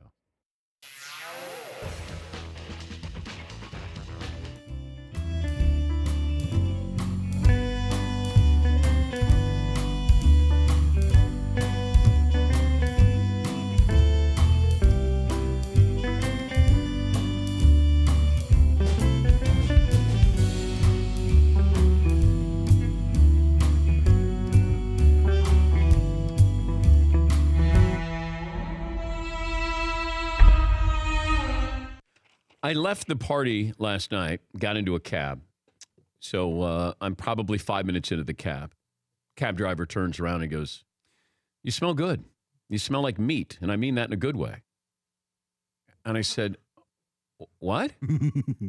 And then he follows that up by saying, by the way, I'm not very good with directions. So I didn't say it. I said, well, maybe GPS. You want me to use my GPS? I used my GPS. He's the cab driver. And the first thing he said to me is, you smell good. You smell like meat. And I mean that in a positive way. Is this a cab or an Uber? I would rather not say. Because you keep saying cab, and I want to clarify. All right, it was an Uber. Okay. It was an Uber. Sticking up for the cabbies out there. Yeah. Uber Eats. Pardon the pun. Yeah. And we didn't talk the rest of the trip home. That I didn't have anything else to say. Was his vanity plate like H. Lecter? Something? It sounds like he just got in with a serial killer. Yeah. Did the doors lock the second he said that? And But who says you smell good? You smell like meat, and I mean that in a positive way. A serial killer says that to you. Yeah. And so I text the Danettes, and I go, crazy, cab ride home, but I'll save it for the show. Were you actually scared at any point? No, I didn't think about it until he said I'm not very good with directions. And I thought that might be a coy way of getting lost. And all of a sudden, Doug Gottlieb's doing this show or Ross Tucker. Yes. Odd choice for a side hustle there for that fella. Did part of you want to say, actually, I think I gave you the wrong address. I'm right here. This is where I need to go. I'll get out right here. Yeah, I'm getting it right. No, what's your hurry? What's the rush? You're about a size 14. Places the lotion in the basket or gets the hose again. Put the lotion in the basket. Tyler! Gee whiz. That was a statement. Mad as hell. I'm not going to take it anymore. Todd hasn't had a Meat Friday in, 7 weeks? He's back with a vengeance. I'm very excited. Yeah. I'm guessing chicken and skirt steak. And there's peppers. Now, I will say, if you want something sneaky, the green aioli or something like that. I don't know what that's called. Oh, yeah. I just know it's called the green stuff. Yeah. I don't want to be. That's tasty. To be fair. One of these days, Tyler the moderator will bring out paper towels or napkins. Not this Friday. Next Friday? Maybe next Friday.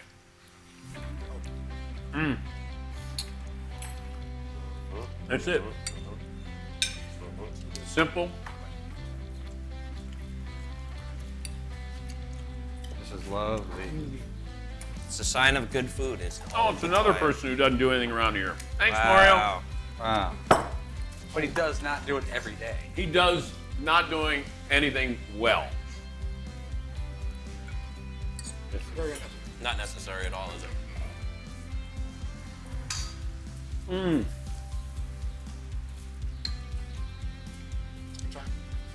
Not bad. Not Wait, bad. how much time? I don't want to be late going back. Again. How much?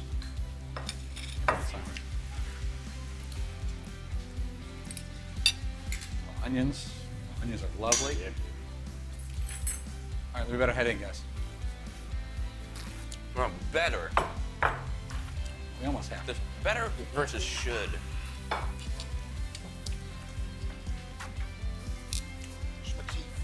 There you go. Yes.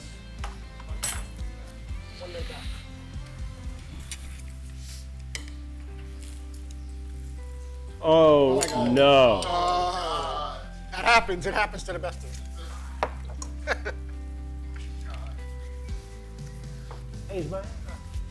How much time we got? 30. I'm gonna get yelled at. That's gotta do it.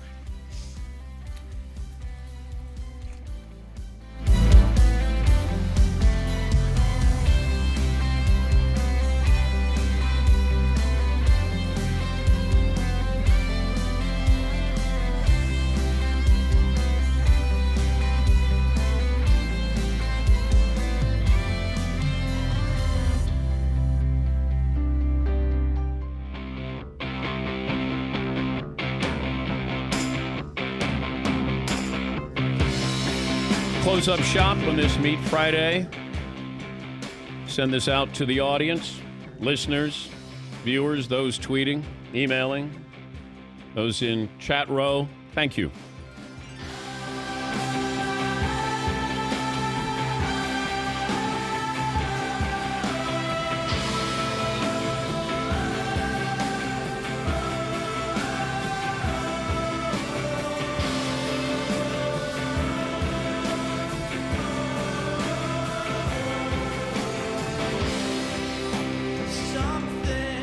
Summer's here, which means it's the perfect time to take your grilling game to a new level. Hall of Fame worthy with the help of Traeger.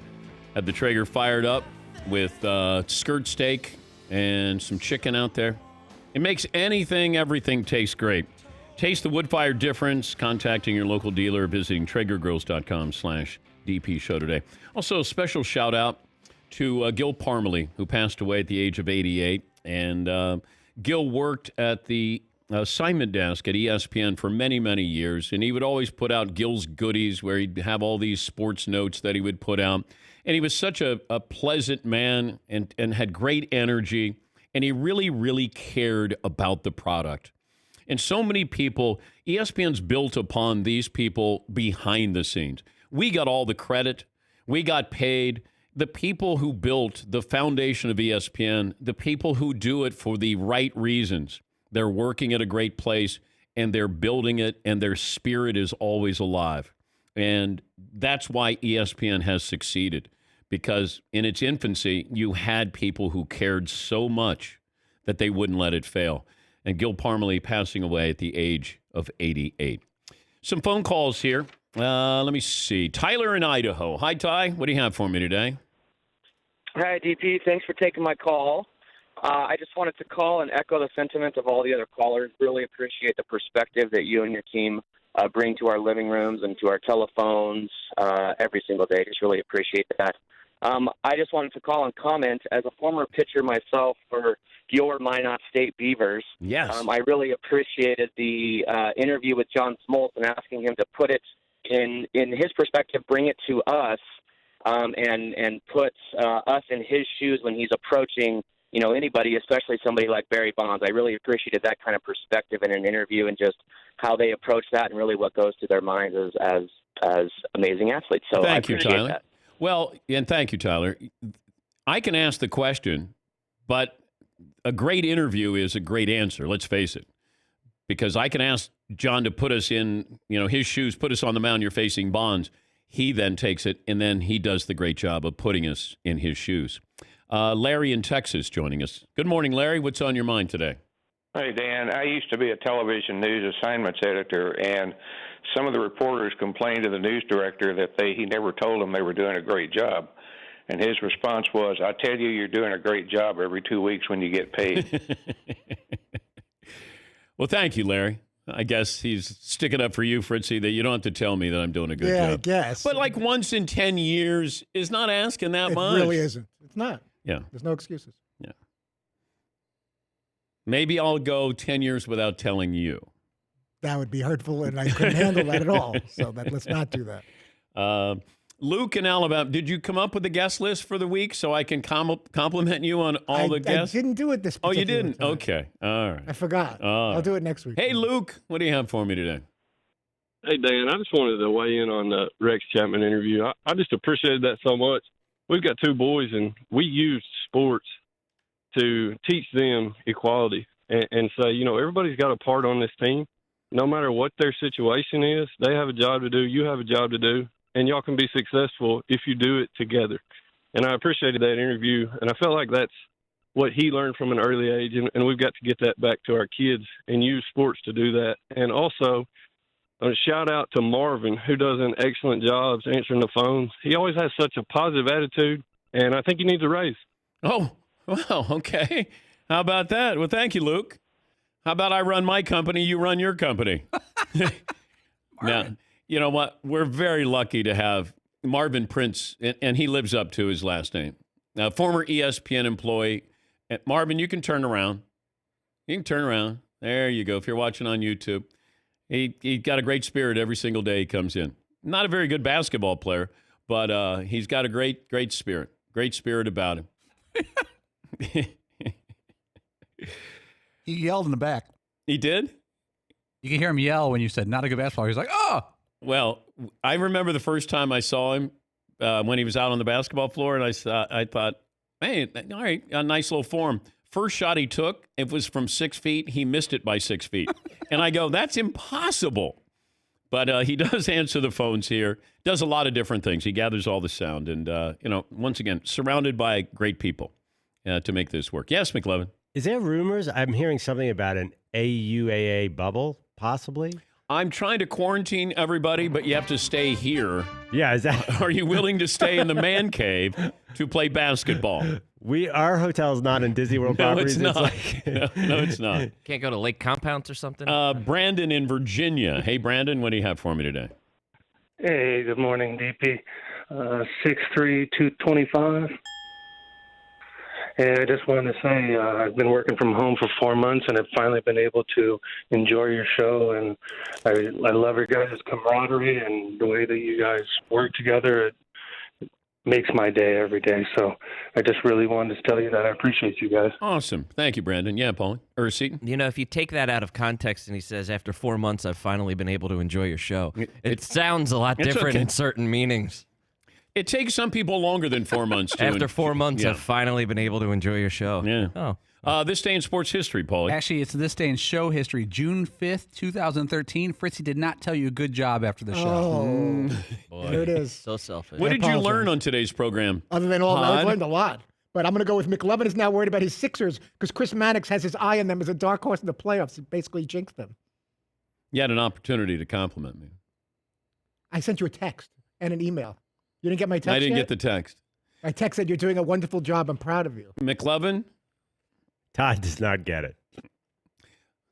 I sent you a text. I can't believe you didn't read it during the break. I didn't get the text. That's the problem. There's a problem I have every day with you guys. Also, I learned the animation about Todd was maybe the funniest one yet. That was very awesome. well done. Section row seat. Seton?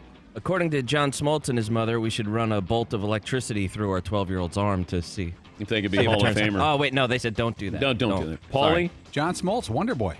What we learned brought to you by LegalZoom. They make it easy to set up the right estate plan without leaving your home. Take care of your family today. The right estate plan at LegalZoom.com. Awesome job today, Dan. Thanks, Todd. Fantastic. Have a great weekend, safe weekend. We'll talk to you on Monday here on The Dan Patrick Show.